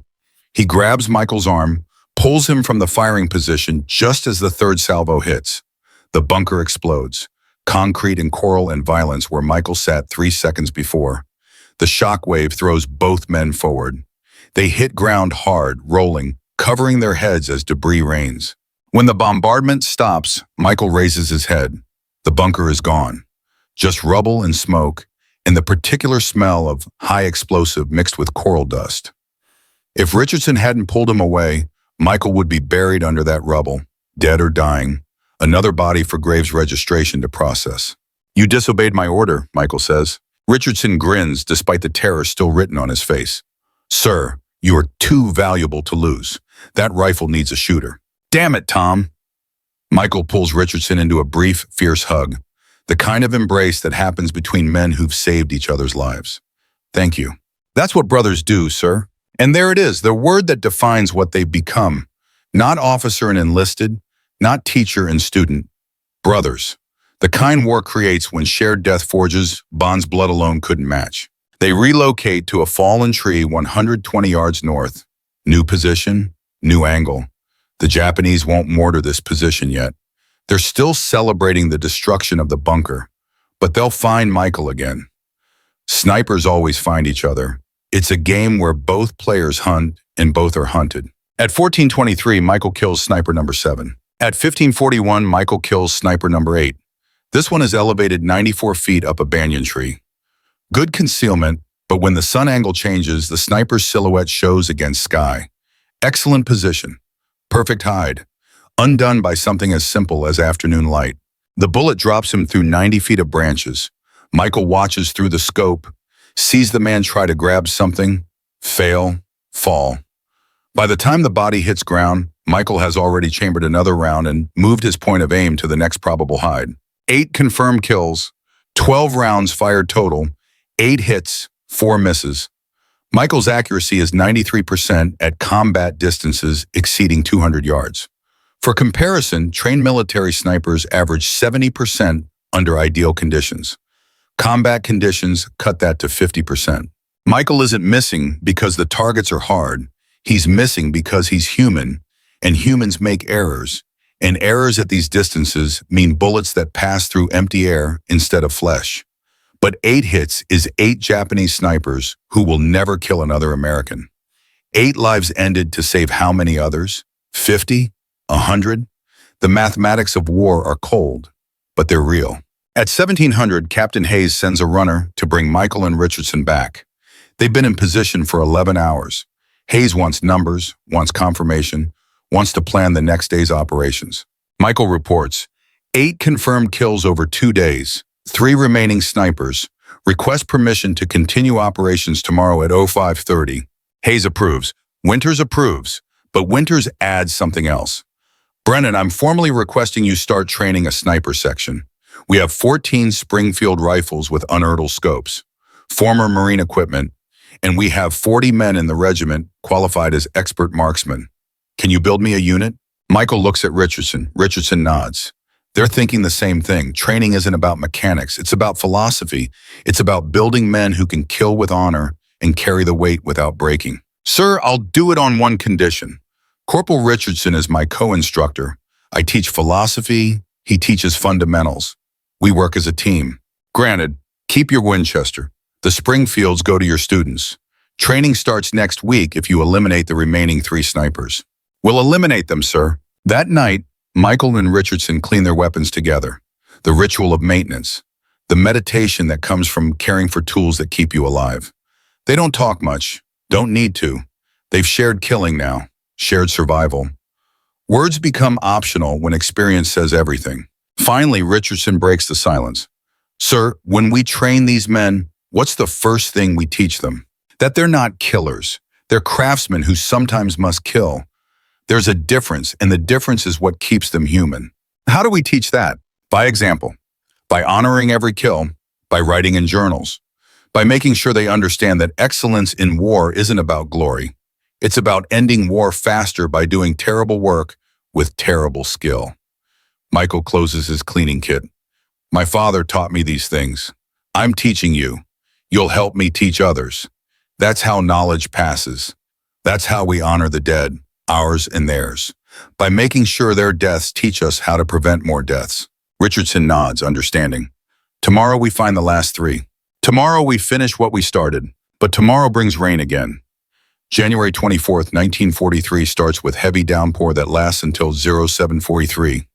Michael and Richardson wait in a new position. Not the destroyed bunker, not the fallen tree. Somewhere unexpected. A cluster of rocks 70 yards south, a former Marine machine gun position, elevated enough to provide overlapping fields of fire. When the rain stops, visibility returns slowly. Michael glasses the trees through his scope. Richardson scans with binoculars. They're hunting 3 men now. The 3 who've survived longest. The best, the smartest, the most dangerous. At 0817, Michael finds sniper number 9. Palm tree 190 yards out, only 40 feet elevation. Unusual. Most snipers favor height for better sightlines. This one chose concealment over elevation. The palm fronds create a natural hide, invisible from ground level, but Michael's position on the rocks gives him an elevated angle. He can see down into the fronds, see the dark shape of shoulders and head. Michael settles the crosshairs on the target. His finger finds the trigger, but something stops him. Some instinct his father cultivated through 20 years of teaching. When something seems too easy, it usually is. Tom, that position is wrong. How so, sir? Too obvious, too exposed from our angle. 3 days of operations, 8 kills. The remaining snipers wouldn't make elementary mistakes. This is bait. Richardson studies the palm tree through binoculars. You think it's a decoy? I think it's misdirection. If the palm is bait, the real threat is positioned to cover him. Watching for anyone who takes the shot, waiting for muzzle flash, ready to return fire. Michael lowers his rifle and begins the methodical process of glassing surrounding trees. If this is bait, and he's increasingly certain it is, then the real sniper is positioned somewhere with line of sight to anyone who shoots at the decoy. Probably elevated, definitely concealed, absolutely patient. It takes 11 minutes of careful searching, but at 0828, Michael finds him. Banyan tree, 80 yards northwest of the palm, 91 feet elevation. Perfect hide with branches and aerial roots concealing him from 3 sides. The sniper has a clear view of Michael's previous position at the fallen tree. He's waiting for Michael to appear there or waiting for someone to shoot at the bait, and then he'll kill whoever reveals themselves. Michael has a problem now. The real sniper is watching the wrong location. If Michael shoots him from this position, the sound will reveal Michael's actual location. The sniper might relocate before Michael can work the bolt and chamber another round. But if Michael does nothing, the sniper will eventually realize Michael isn't at the fallen tree and begin searching for his actual position. The solution requires using their intelligence against them. Tom, here's what we're going to do. I shoot the bait first. That draws the real sniper's attention and forces him to turn toward the sound. When he turns, when he repositions to face this direction, he'll move. That movement is when I kill him. 2 shots, both committed before I know the second one lands. It's risky. If I miss the second shot, we're exposed. Sir, if you miss, I'm covering you. I'll put rounds on him with the Garand. Suppressive fire while you relocate. Good thinking. Ready? Ready, sir. Michael settles behind the Winchester. Breathes. Finds his center. The covenant his father gave him lives in these moments. Excellence honors sacrifice. Both men about to die deserve excellent shooting. The bait deserves not to suffer. The real threat deserves respect for his tactics. The Winchester speaks to the bait first. 190 yards out, the decoy sniper jerks and falls from the palm. Michael doesn't wait to confirm. He's already swinging the rifle toward the banyan tree, toward the position 91 feet up where the real sniper just heard the shot that killed his partner. Through the scope, Michael catches movement, a slight shift, the sniper repositioning to face the sound, his body turning, head coming around, just starting to raise his rifle toward Michael's position. Michael fires before the Japanese sniper completes his turn. The bullet catches him mid-pivot. The sniper falls backward off his branch, his rifle tumbling after him. Both hit ground in the silence that follows violence. 2 shots, 2 kills. Numbers 9 and 10, 1 more remaining. But Michael has revealed his position to anyone else watching. He grabs the Winchester and 60 rounds of ammunition. Move, now! They sprint east along the rock line. Behind them, Japanese machine gun fire rakes the position they occupied 6 seconds ago. The bullets kick up stone fragments and coral dust. The fire lasts 17 seconds, enough to kill anyone who stayed put. Michael and Richardson drop into a drainage ditch 40 yards from the rocks, press themselves into mud. Wait, count to 60 before moving again. Then they relocate to a shell crater 100 yards east. This crater is partially filled with rainwater. Michael settles into the crater with water up to his chest, cold and uncomfortable, but excellent concealment. He rests the Winchester on the crater rim and resumes glassing trees. 10 confirmed kills over 3 days. 1 remaining, the 11th sniper will be the best, the smartest, the most experienced. He's watched 10 comrades die. He knows Michael's tactics. He knows Michael's rifle. He knows Michael's approximate location. And somewhere in those trees, he's watching, waiting, planning his own hunt. At 09:47, Michael realizes his mistake. The 11th sniper isn't in the trees anymore. He's on the ground, moving toward Michael's last known position at the rocks. Michael sees the movement at the edge of his peripheral vision, 60 yards south, low to the ground. A shape moving through undergrowth, using ferns and vines and fallen branches for cover. The sniper is crawling toward the rocks, using jungle floor vegetation exactly the way a skilled infantryman should. Michael remains motionless in the water. The Winchester is already shouldered. His breathing is controlled. But the angle is wrong. The crater rim blocks his view. To get a clear shot, he'd have to rise. Rising means exposure. The Japanese sniper stops at U-952. He's reached a position 40 yards from the rocks, studying them for movement, searching for targets. Michael can only see parts of him through gaps in vegetation. Not enough for a clean shot.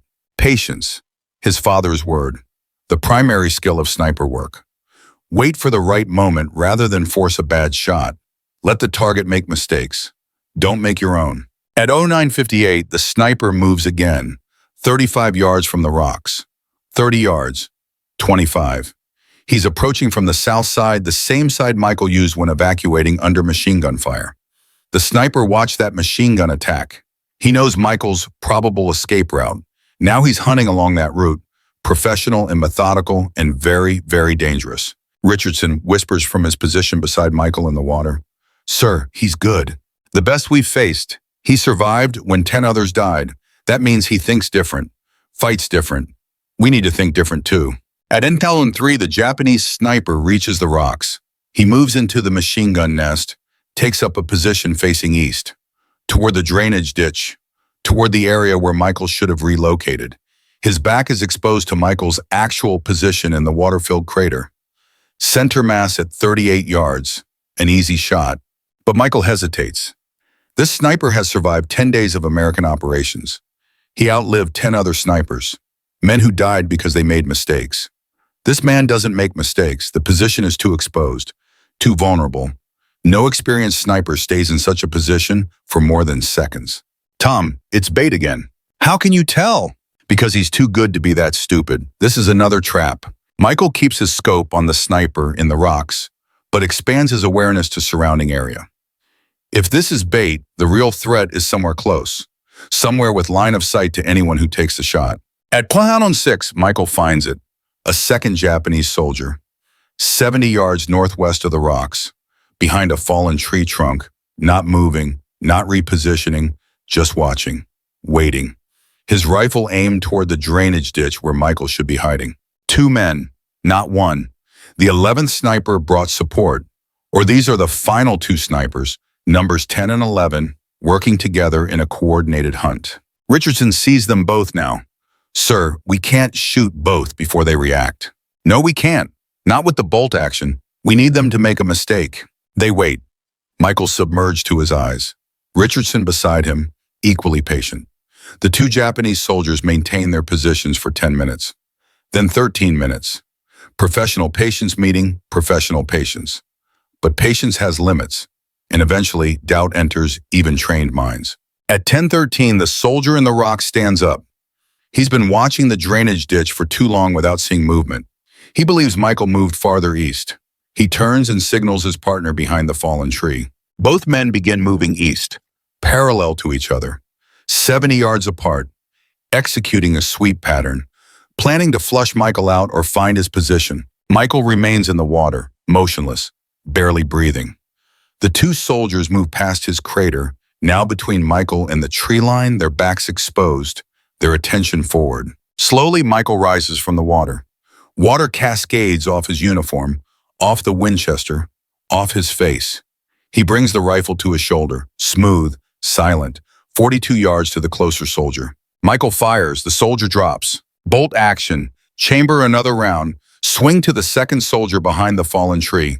The man is turning, raising his rifle. Michael fires first. The second soldier falls. 11 rounds fired over 4 days. 11 Japanese snipers dead. The Point Cruz groves are clear. 14 Americans avenged. How many American lives saved? 50? 100? The mathematics are cold but real. Michael and Richardson stand in the crater, weapons raised, water streaming from their uniforms. Michael kneels in the water. Richardson kneels beside him, understanding without words what his lieutenant needs.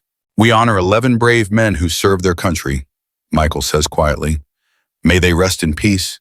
May their families find comfort. May we never forget what we've done here." "Amen," Richardson says. But the war isn't done with them yet. Voices. Japanese voices. Multiple men approaching from the tree line. Not snipers. Infantry. A patrol or recovery team sent to collect the bodies of the dead snipers. Michael drops back into the crater. Richardson beside him. They submerge until only eyes remain above the surface. Winchesters pointed skyward to keep barrels clear. The voices grow louder. At least 6 men, maybe more. They're moving toward the fallen soldiers. 42 yards from the crater, close enough that Michael can hear them clearly even without understanding the words. The voices stop at the first body. Conversation. Urgent tones. Then the voices move to the second body. More conversation. Then the voices begin moving toward the crater. They found tracks. Boot prints in mud leading from the rocks to the crater. Michael's tracks. Richardson's tracks. Evidence of Americans close enough to kill. Michael has 5 rounds in the Winchester. 6 Japanese soldiers at minimum. Richardson has 8 rounds in his Garand. Poor odds for bolt action versus semi-automatic. But sometimes a war doesn't offer good odds. Sometimes it only offers terrible choices and the discipline to choose correctly anyway. The voices grow closer, 30 yards, 25, 20. At 10:31, a Japanese soldier appears at the crater rim, looking down, directly at Michael. Their eyes meet. Recognition instant. Understanding immediate. Michael fires from the water. The Japanese soldier falls backward from the crater rim, Michael's bullet having ended his war in the space between heartbeats. But wars don't end with single deaths. They compound, multiply, escalate. Michael works the bolt. The spent cartridge ejects, spinning brass catching light before disappearing into muddy water. He chambers another round, swings the Winchester toward the crater rim, where more soldiers will appear. Must appear. The sound of gunfire draws men the way blood draws sharks. Richardson is already firing his Garand. The semi-automatic barks 8 times in rapid succession. The spent clips ejecting with that distinctive ping that every American soldier knows. He's firing at movement, at shapes appearing through jungle vegetation, at threats only partially visible but completely deadly. 2 more Japanese soldiers appear at the crater rim. Michael fires. Bolt action. Fire again. Both soldiers fall. 3 rounds left in the Winchester. Michael has more ammunition and stripper clips, but reloading under fire with a bolt-action rifle is how men die. "Tom, leapfrog retreat. You move, I cover." Richardson doesn't argue. He's learned in 3 days what some men never learn in 3 years. Trust your partner. Execute the plan. Question later if you survive. Richardson climbs from the north side of the crater, sprints 20 yards, drops behind a fallen log. "Moving." Michael rises from the water, Winchester dripping, uniform soaked, boots squelching as he runs. Japanese rifle fire follows him. Bullets snap past his head. 1 round hits the ground where his foot was half a second ago, throwing mud. Michael dives behind the log beside Richardson. "Set!" Richardson rises, fires 3 rounds from his Garand, drops back. "Moving." They leapfrog through 90 seconds of coordinated fire and movement. The discipline of training overriding the chaos of combat. Michael's father taught him this, not from war experience, because Thomas fought in trenches where movement meant death, but from principle. Excellence under pressure requires practice under calm. Train right, fight right. They reach another shell crater, this one dry, and drop inside. Press against the crater wall. Listen. The Japanese voices are distant now, not pursuing, regrouping around their dead, calling for support maybe, or acknowledging that the Americans are gone and continuing the fight costs more than it gains. Michael checks the Winchester. Mud on the stock, water still dripping from the barrel. 2 rounds left. His ammunition pouches are soaked, but the rounds themselves are fine. Brass and lead don't care about water. Richardson's breathing is ragged, not from exertion, but from the adrenaline crash that follows violence. "Sir, I thought we were dead." "We were, but my father taught me something about being dead. You choose your moment. We weren't finished yet, so we didn't die yet. It's that simple."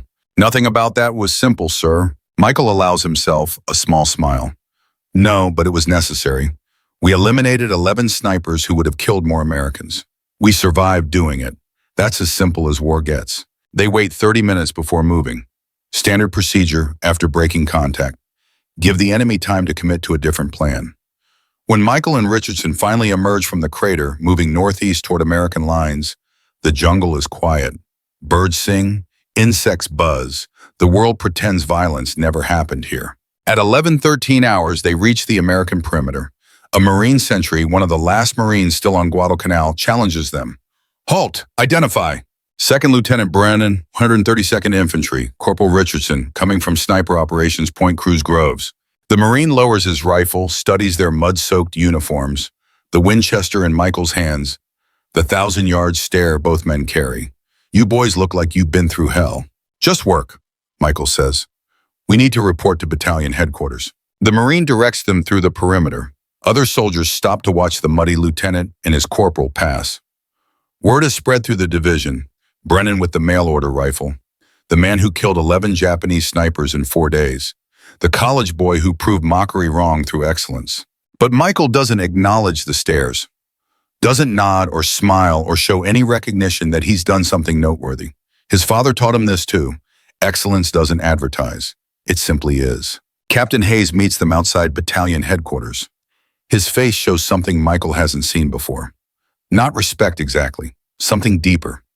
Recognition, maybe. The acknowledgement that Hayes was wrong and big enough to admit it. Brennan, Richardson, full debrief, now. They follow Hayes into the command tent.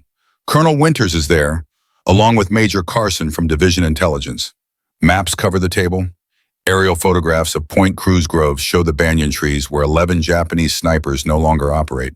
Hayes speaks first. Confirmed kills. 11 snipers over 4 days, sir. 12 rounds fired against the snipers. 11 hits, 1 miss. Then a firefight with infantry patrol. 3 more kills. 5 rounds in that engagement. 14 total enemy killed. Major Carson makes notes. Ammunition expenditure? 17 rounds total from my Winchester. Corporal Richardson expended approximately 40 rounds from his Garand during the firefight. Assessment of remaining threats? Point Cruz Groves are clear of sniper activity, sir. If the Japanese send more snipers, they'll need time to position and familiarize themselves with terrain.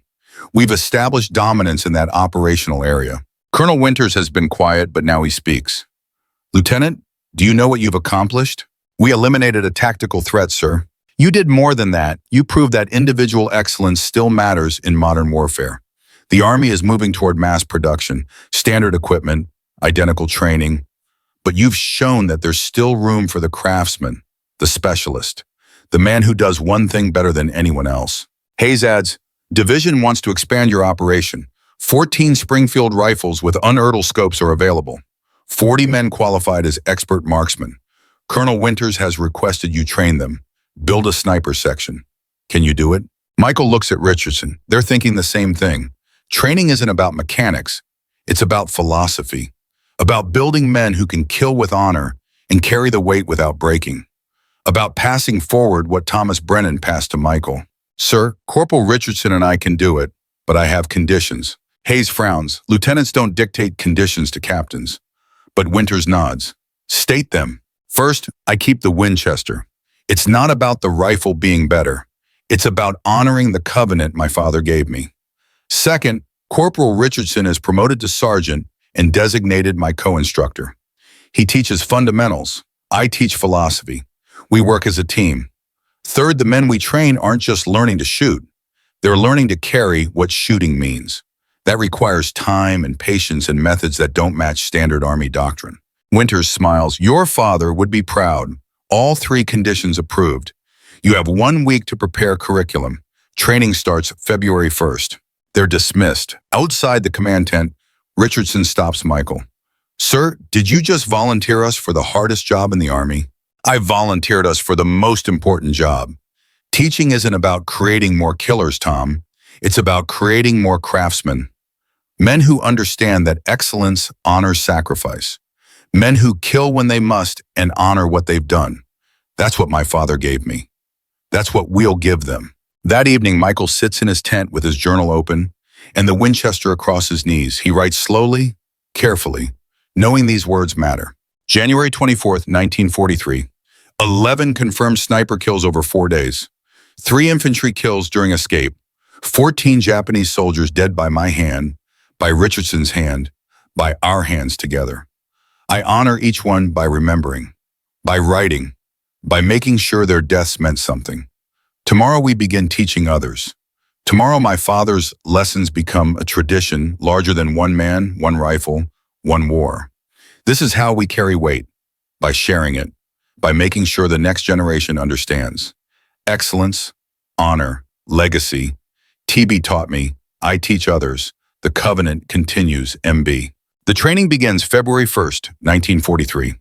40 men assemble at a makeshift range 2 miles east of Henderson Field. All qualified expert marksmen on paper. 0 combat sniper experience. 0 kills from concealment.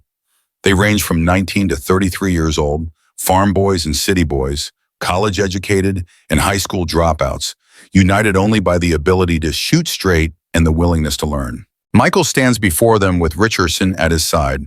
The Winchester rests against his shoulder. Behind them, the 14 Springfield rifles with unearthly scopes are laid out in neat rows.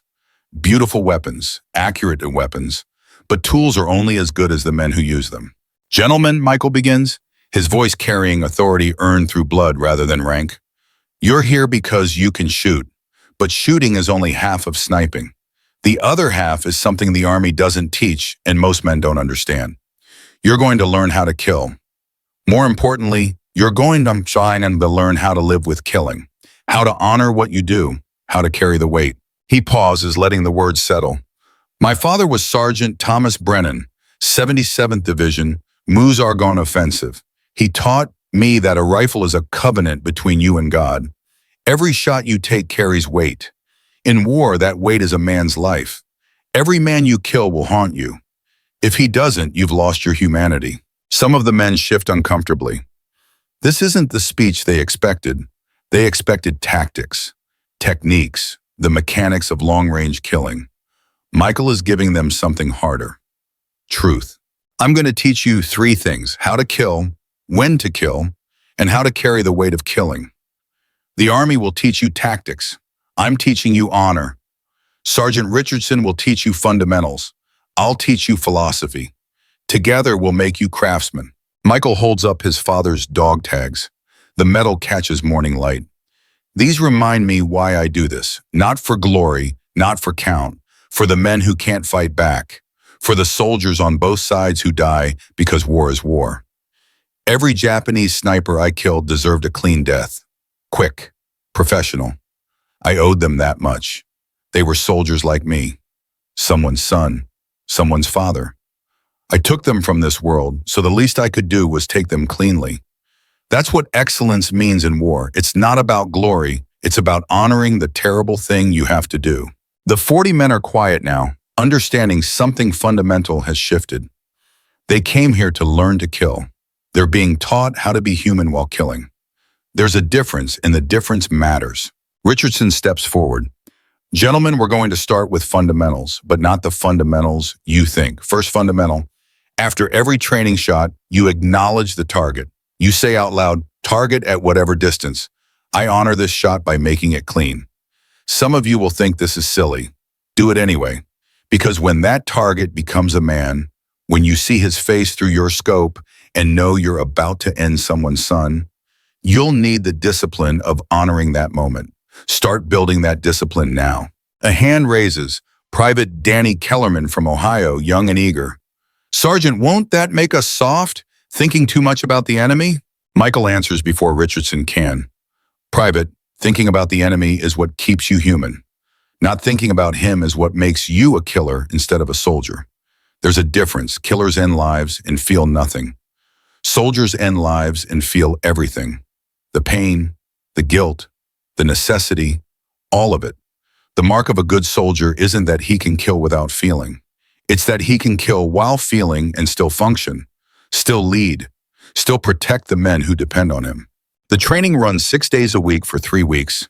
Each morning starts with fundamentals: breathing control, trigger squeeze, wind reading.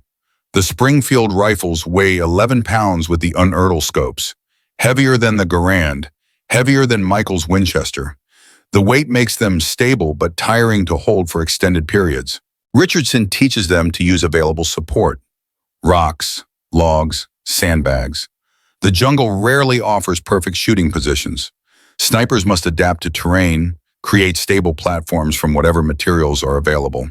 But it's the afternoon sessions where Michael's teaching shows its true purpose. After technical training, the students gather for what Michael calls weight sessions. Discussions about killing, about honor, about carrying what you do without breaking under it. Today, we talk about the first kill, Michael says during week 2. Every man's first kill changes him in ways you can't predict. Some men vomit, some men freeze. Some men feel nothing at first and break down weeks later. All of these are normal. What's not normal is pretending it doesn't matter. He distributes small notebooks to each student, leather-bound journals identical to his own. When you kill for the first time, and you will, you write about it. Distance, conditions, what you observed, what you felt. You write his death because writing makes it real, makes it permanent, prevents you from dismissing what you have done. Years from now, when the nightmares come, and they will, you open this journal. You remember, you honor, and you find peace in knowing you acted with excellence. Private First Class James Martinez from Arizona raises his hand. Lieutenant, what if we can't find peace? What if the weight is too much? Then you share it. That's why we work in teams. Shooter and spotter. You carry the weight together. My father carried his weight alone for 24 years. It killed him slowly. I'm carrying my weight with Sergeant Richardson. We share the burden. That's how you survive, by not bearing it alone. The field training begins week 3. Michael takes 4 two-man teams into areas west of the Guadalcanal River. Japanese stragglers still operate there. Soldiers who haven't yet evacuated, covering the retreat of main forces. The students will engage real targets under real conditions with real consequences. Michael pairs with Private Kellerman. Richardson pairs with Private Martinez.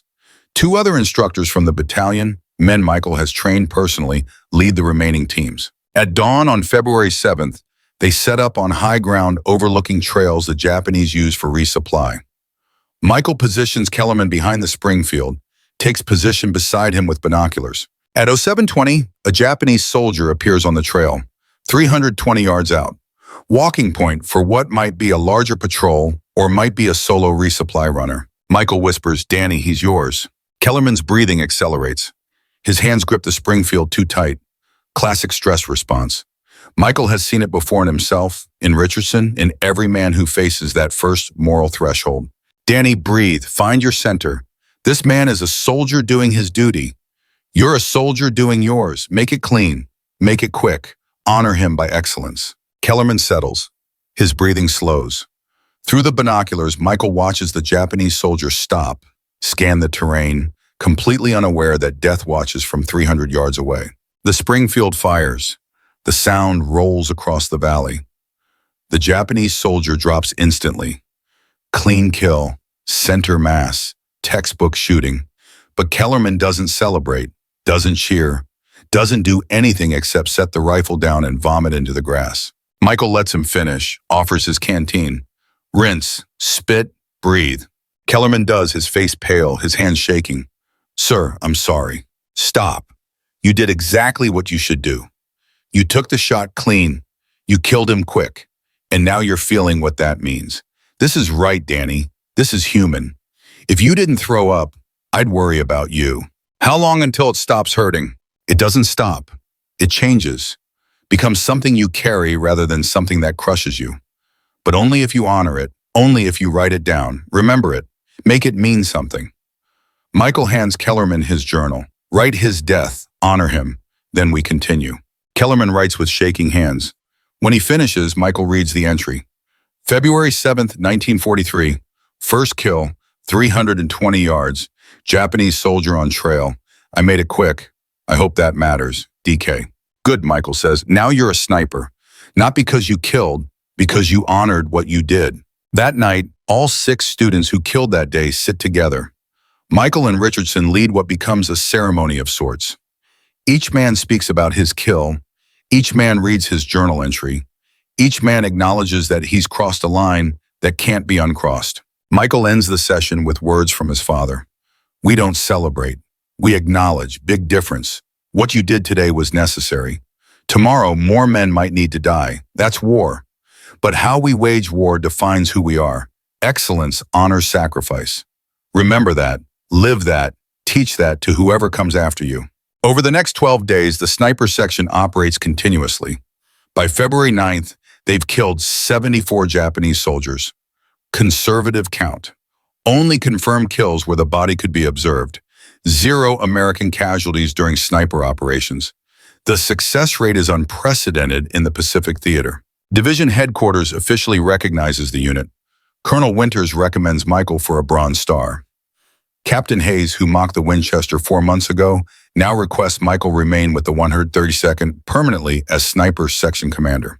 But on February 7th, during that first field operation with Kellerman, something else happens that changes everything. Michael is leading a patrol near the Tenamboga River when a Japanese rifleman fires from concealment. The bullet strikes Michael's left shoulder. The impact spins him around, drops him hard. The pain is immediate and immense, like being hit with a hammer that's also on fire. Richardson is beside him instantly. Medic! Courseman! Sir, stay with me! Michael tries to speak, but the pain steals his breath. He looks at the Winchester lying beside him in the mud. His father's rifle, the Covenant. He tries to reach for it. Tom, the Winchester. Protect it. Forget the rifle. Stay awake. No, it's my father's. It's yours now. Keep the Covenant. Richardson understands. More than the rifle.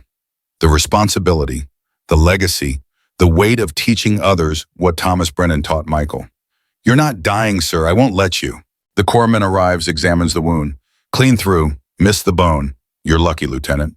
They evacuate Michael to a field hospital near Henderson. The doctors clean the wound, suture it closed, tell him he'll recover but needs rest. 3 weeks minimum. No combat operations. Michael spends 2 weeks at the field hospital. During that time, the Japanese complete their evacuation of Guadalcanal. On February 9th, American forces reach Cape Esperance and find it empty. The campaign is over. The 182nd has won. The cost was high, but they won. Richardson visits daily, brings news of the sniper section. They've continued operations without Michael using the techniques he taught, honoring each kill the way he showed them. On February 12th, Richardson brings something else, a letter forwarded from Illinois, from Michael's mother.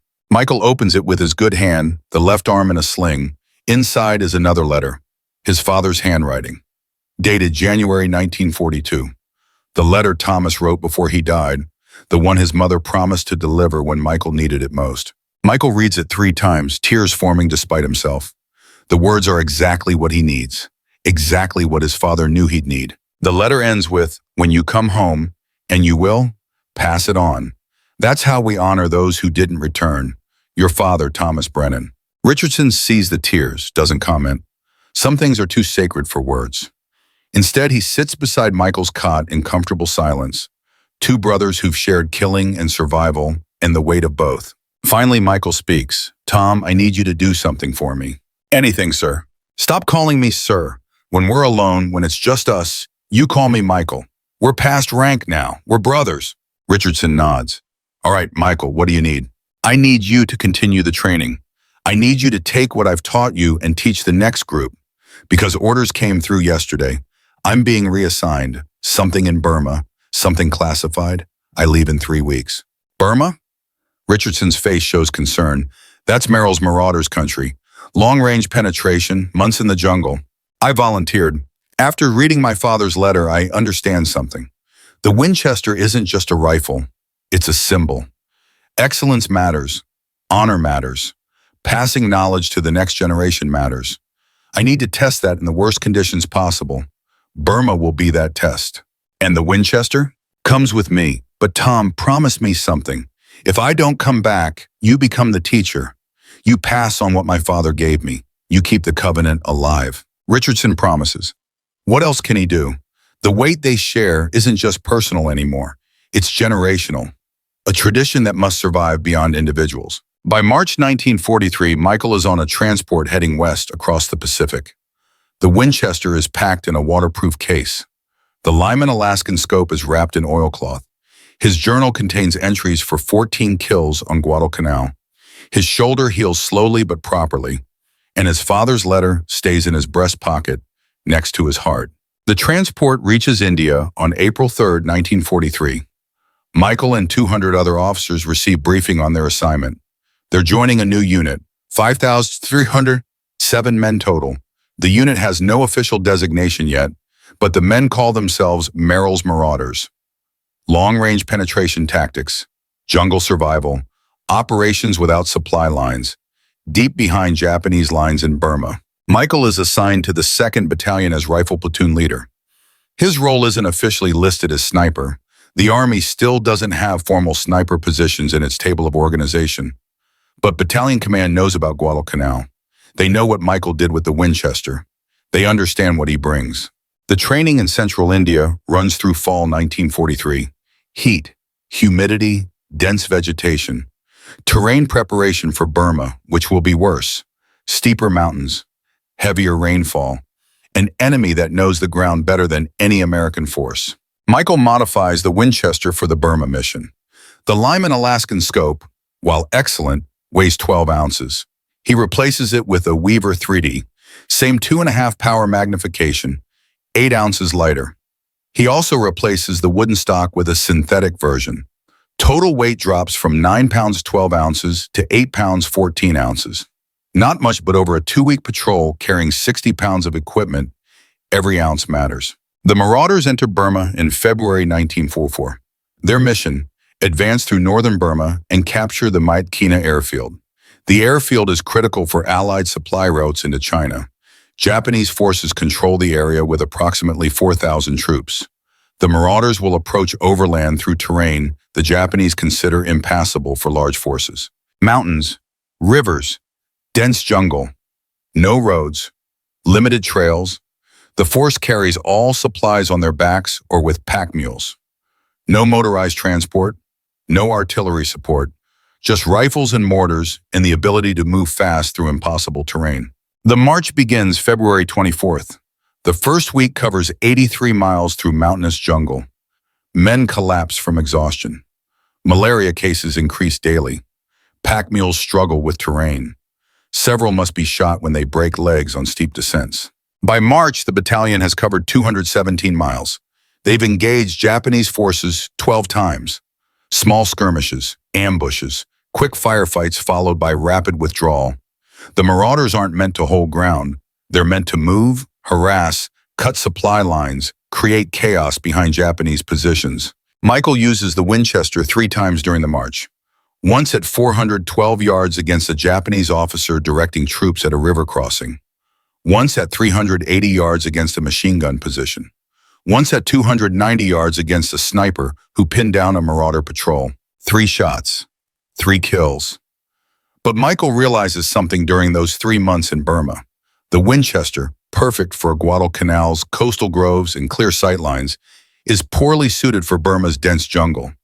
Most combat happens at 50 yards or less.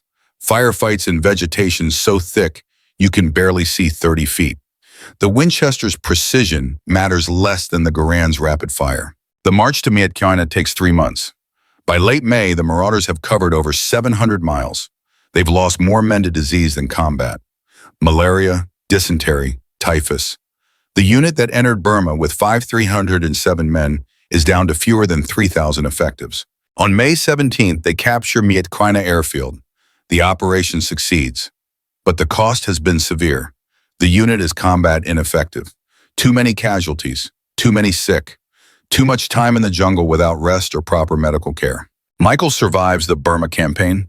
The Winchester survives, but the rifle that proved so effective on Guadalcanal has been used only 7 times in 3 months of operations. Michael understands what this means. Modern warfare is changing. Semi-automatic rifles like the Garand are becoming standard. The next war will require different weapons, different tactics. The age of the craftsman-marksman is ending. The age of industrial warfare has begun. But the lessons, the philosophy, the covenant, those never die. By June 1944, Michael is evacuated from Burma with the rest of the marauders. The unit is disbanded. Michael is reassigned to training duties in the United States. He never fires the Winchester in combat again. Michael returns to the United States in July 1944. The Army promotes him to captain and assigns him to Fort Benning, Georgia. His job? Train infantry officers in marksmanship and small unit tactics. Teach the lessons learned on Guadalcanal and in Burma. How to move through jungle terrain. How to identify and engage targets at distance. How to operate independently without supply lines. He keeps the Winchester. The rifle has traveled from Illinois to Tennessee, to Guadalcanal, to India, to Burma, to Georgia. It has killed at least 14 enemy soldiers in confirmed engagements. Probably more. Michael has stopped counting. The numbers matter less than the lessons. The rifle sits in a footlocker in his quarters at Fort Benning. Michael rarely looks at it. The war has changed. The Pacific Islands are being retaken. American forces are advancing through Europe. The need for individual marksmen with privately owned rifles is fading. Michael teaches hundreds of officers over the next 2 years. But the teaching has evolved. He no longer focuses on shooting mechanics. Instead, he teaches leadership under stress, moral resilience, how to lead men who must kill, how to help them carry what killing means. He uses his father's letters in the curriculum. Excellence honors sacrifice. You're not a killer. You're a craftsman who sometimes must kill. These principles become doctrine for young officers heading to Europe and the Pacific. Many of them survive because of what Michael teaches. Some write him letters after the war thanking him. He keeps every letter. But Michael suffers too. The dreams come. Japanese snipers falling through trees. Sullivan dying on a grenade. The march through Burma. The faces of men he killed. He wakes screaming sometimes, apologizing in Japanese, though he doesn't speak the language. The nightmares don't fade, they never will. But Michael finds a way to live with them. By teaching, by passing forward what his father gave him. By making sure other men understand that war is hell, but how you wage hell defines whether you come home broken or whole. In January 1947, Michael is discharged from the Army. Lieutenant Colonel, 2 Bronze Stars, 1 Purple Heart, Combat Infantry Badge. He returns to Illinois and enrolls at Princeton University on the GI Bill. Studies political science. The war taught him that understanding why men fight matters more than understanding how men fight. He graduates summa cum laude in 1950, spends 4 years at Oxford studying international relations, 4 years in British East Africa studying regional politics and institutions, eventually settles in Washington, D.C. as executive director of the Institute of African American Relations. Later joins the State Department's Foreign Affairs Institute as consultant and lecturer on African affairs. Michael never speaks publicly about Guadalcanal or Burma during those years. Colleagues know he served in the Pacific. They don't know about Point Cruz. They don't know about the 11 snipers. They don't know about the Winchester Model 70 that sits in a case in his Georgetown home. In 1907, Tom Richardson visits Washington. He's 47 now, retired from the Army as a colonel. He trained over 200 snipers during and after the war. Everyone knows Brennan's creed. Excellence honors sacrifice. Everyone carries a journal. Everyone honors the enemy. They meet at a restaurant near DuPont Circle. 2 old warriors, gray-haired now, both carrying weight that never fully lifts but becomes manageable through time and wisdom. Richardson brings something. He pulls out Michael's father's dog tags from his pocket. The metal is tarnished but intact. You gave these to me in 1943. Time I returned them. Michael holds the tags, feeling the weight of memory. Tom, you kept your promise. You trained the next generation. I did what you taught me, what your father taught you. But Michael, you need to know something. Those 200 snipers I trained? They trained 2,000 more. Your father's philosophy has become doctrine. It's in training manuals now, not credited to Thomas Brennan, But his words are there. Excellence matters. Honor matters. Carrying the weight with dignity matters. That's his legacy. That's your legacy. Michael feels something break inside him. Not break like fracturing, break like a dam releasing pressure built over 24 years. He cries in the restaurant, not caring who sees, because Tom Richardson understands what these tears mean. They talk for hours about the men they killed, the men they saved, the weight they carry, the peace they've found, partial and fragile, but real, about families and children and the ordinary miracles of surviving war and building life after. As they part, Richardson says something Michael will remember forever. Your father would be proud, not of the killing, anyone can kill, but of the teaching, of the way you transformed violence into wisdom. That's craftsman work, Michael. That's the covenant fulfilled. In 1997, Michael decides to write down what happened, not for publication, just for record. He wants to document the weapons and tactics of jungle warfare while details are still fresh. He writes for 6 months. The manuscript grows to over 400 pages. Technical descriptions of rifles and ammunition and ballistics, but also philosophy, honor, weight, the covenant between craftsman and craft. A friend at the National Rifle Association reads the manuscript and suggests publication. Michael is reluctant. The book is too technical for general readers, too philosophical for gun enthusiasts, too honest about killing's cost for those who want war stories sanitized. But the NRA convinces him. The book is published in 1907 under the title Shots Fired in Anger. It becomes a classic among firearms enthusiasts and military historians. The book describes Michael's experiences on Guadalcanal in Burma with clinical precision. No embellishment, no hero worship, just facts and observations about what worked and what didn't work in combat. The book remains in print today, still used as reference by collectors and historians studying World War II small arms. Michael's descriptions of Japanese weapons remain some of the most detailed contemporary accounts available. Michael lives to see the United States fight 3 more wars: Korea, Vietnam, the Gulf War.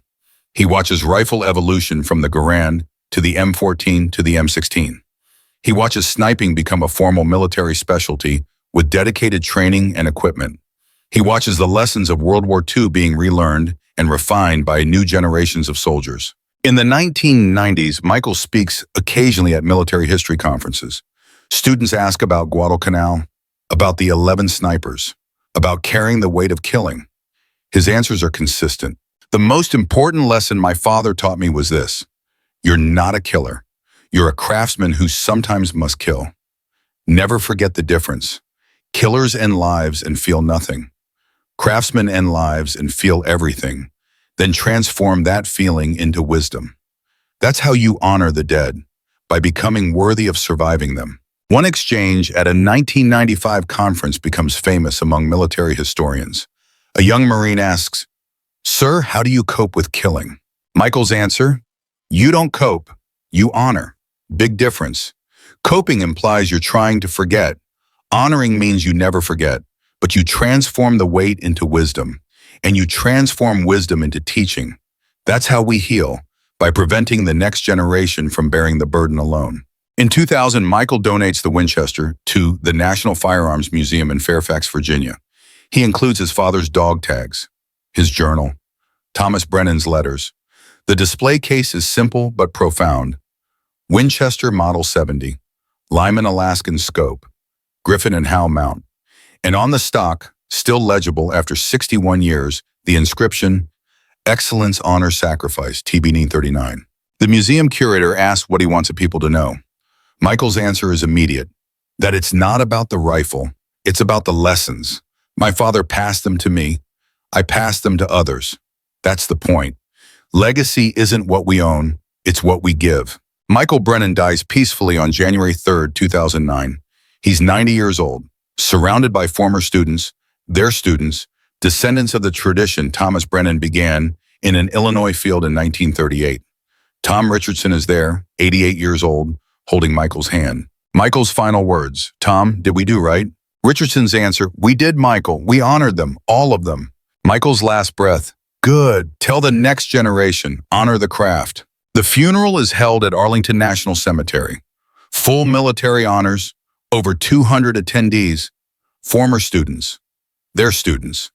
The legacy of teaching multiplied across generations. Richardson delivers the eulogy. His voice is strong despite his age, despite the tears. Michael Brennan was not a hero. He'd hate that word. He was a craftsman, a teacher, a keeper of a sacred covenant his father gave him. He killed at least 20 enemy soldiers in combat, but he taught over 300 men how to kill with honor, carry the weight with dignity, and pass wisdom to the next generation. His father, Thomas, carried 11 kills for 24 years. Michael carried his burden for 64 years, but neither died under the weight because they shared it with each other, with us. Today we bury Michael Brennan, but his lessons live on. In every student he taught, every journal we keep, every time we remember, we're not killers, we're craftsmen who sometimes must kill. Sir, you kept your promise. You came home. You taught us. You honored your father. Rest now, we'll carry the torch. The burial's private, close friends only. They lower the casket into earth that has received too many warriors, but never enough teachers. The rifle volley cracks across Arlington. 7 riflemen, 3 volleys, 21 shots that honor not just Michael Brennan, but every man who fought with honor and taught with wisdom. The National Firearms Museum display remains. Winchester Model 70 in glass case. Thomas Brennan's dog tags draped over the stock. Michael's journal open to first entry. Sniper 1, 240 yards. I honor you by remembering. MB. The plaque reads, The Rifleman's Creed, Excellence honors sacrifice. Discipline conquers chaos. Teaching heals wounds, pass it on. Visitors walk past daily. Most see an antique rifle. Some see history. A few see what Michael and Thomas Brennan intended. A covenant, a philosophy, a way of transforming violence into wisdom, killing into teaching, weight into legacy. In training camps across America today, instructors still teach concepts that originated with Thomas Brennan in 1918, passed to Michael in 1938, taught to Tom Richardson in 1943, and spread through generations. They don't always know the origin. They don't need to. The truth of the teaching stands independent of attribution. Excellence matters. Honor matters. Carrying the weight with dignity matters. You're not a killer. You're a craftsman who sometimes must kill. These principles survive because they're true. Because war is hell, but how we wage hell defines whether we come home human or broken. Michael Brennan came home human. He helped hundreds of others come home human. He transformed his father's 11 deaths into wisdom that saved thousands of lives. That's the power of teaching. That's the meaning of legacy. The Winchester sits silent now, but the lessons it symbolizes echo through generations. Rifle competitions across America award the Thomas Brennan Trophy for excellence in sportsmanship. Military sniper schools teach the Brennan method for honoring kills and preventing PTSD. Universities offer courses on ethics in warfare using Michael's writings as primary texts.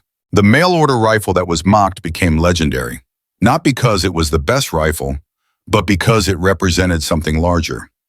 The individual excellence that matters even in industrial warfare. The craftsman's precision in an age of mass production. The human dignity in an activity designed to destroy humanity.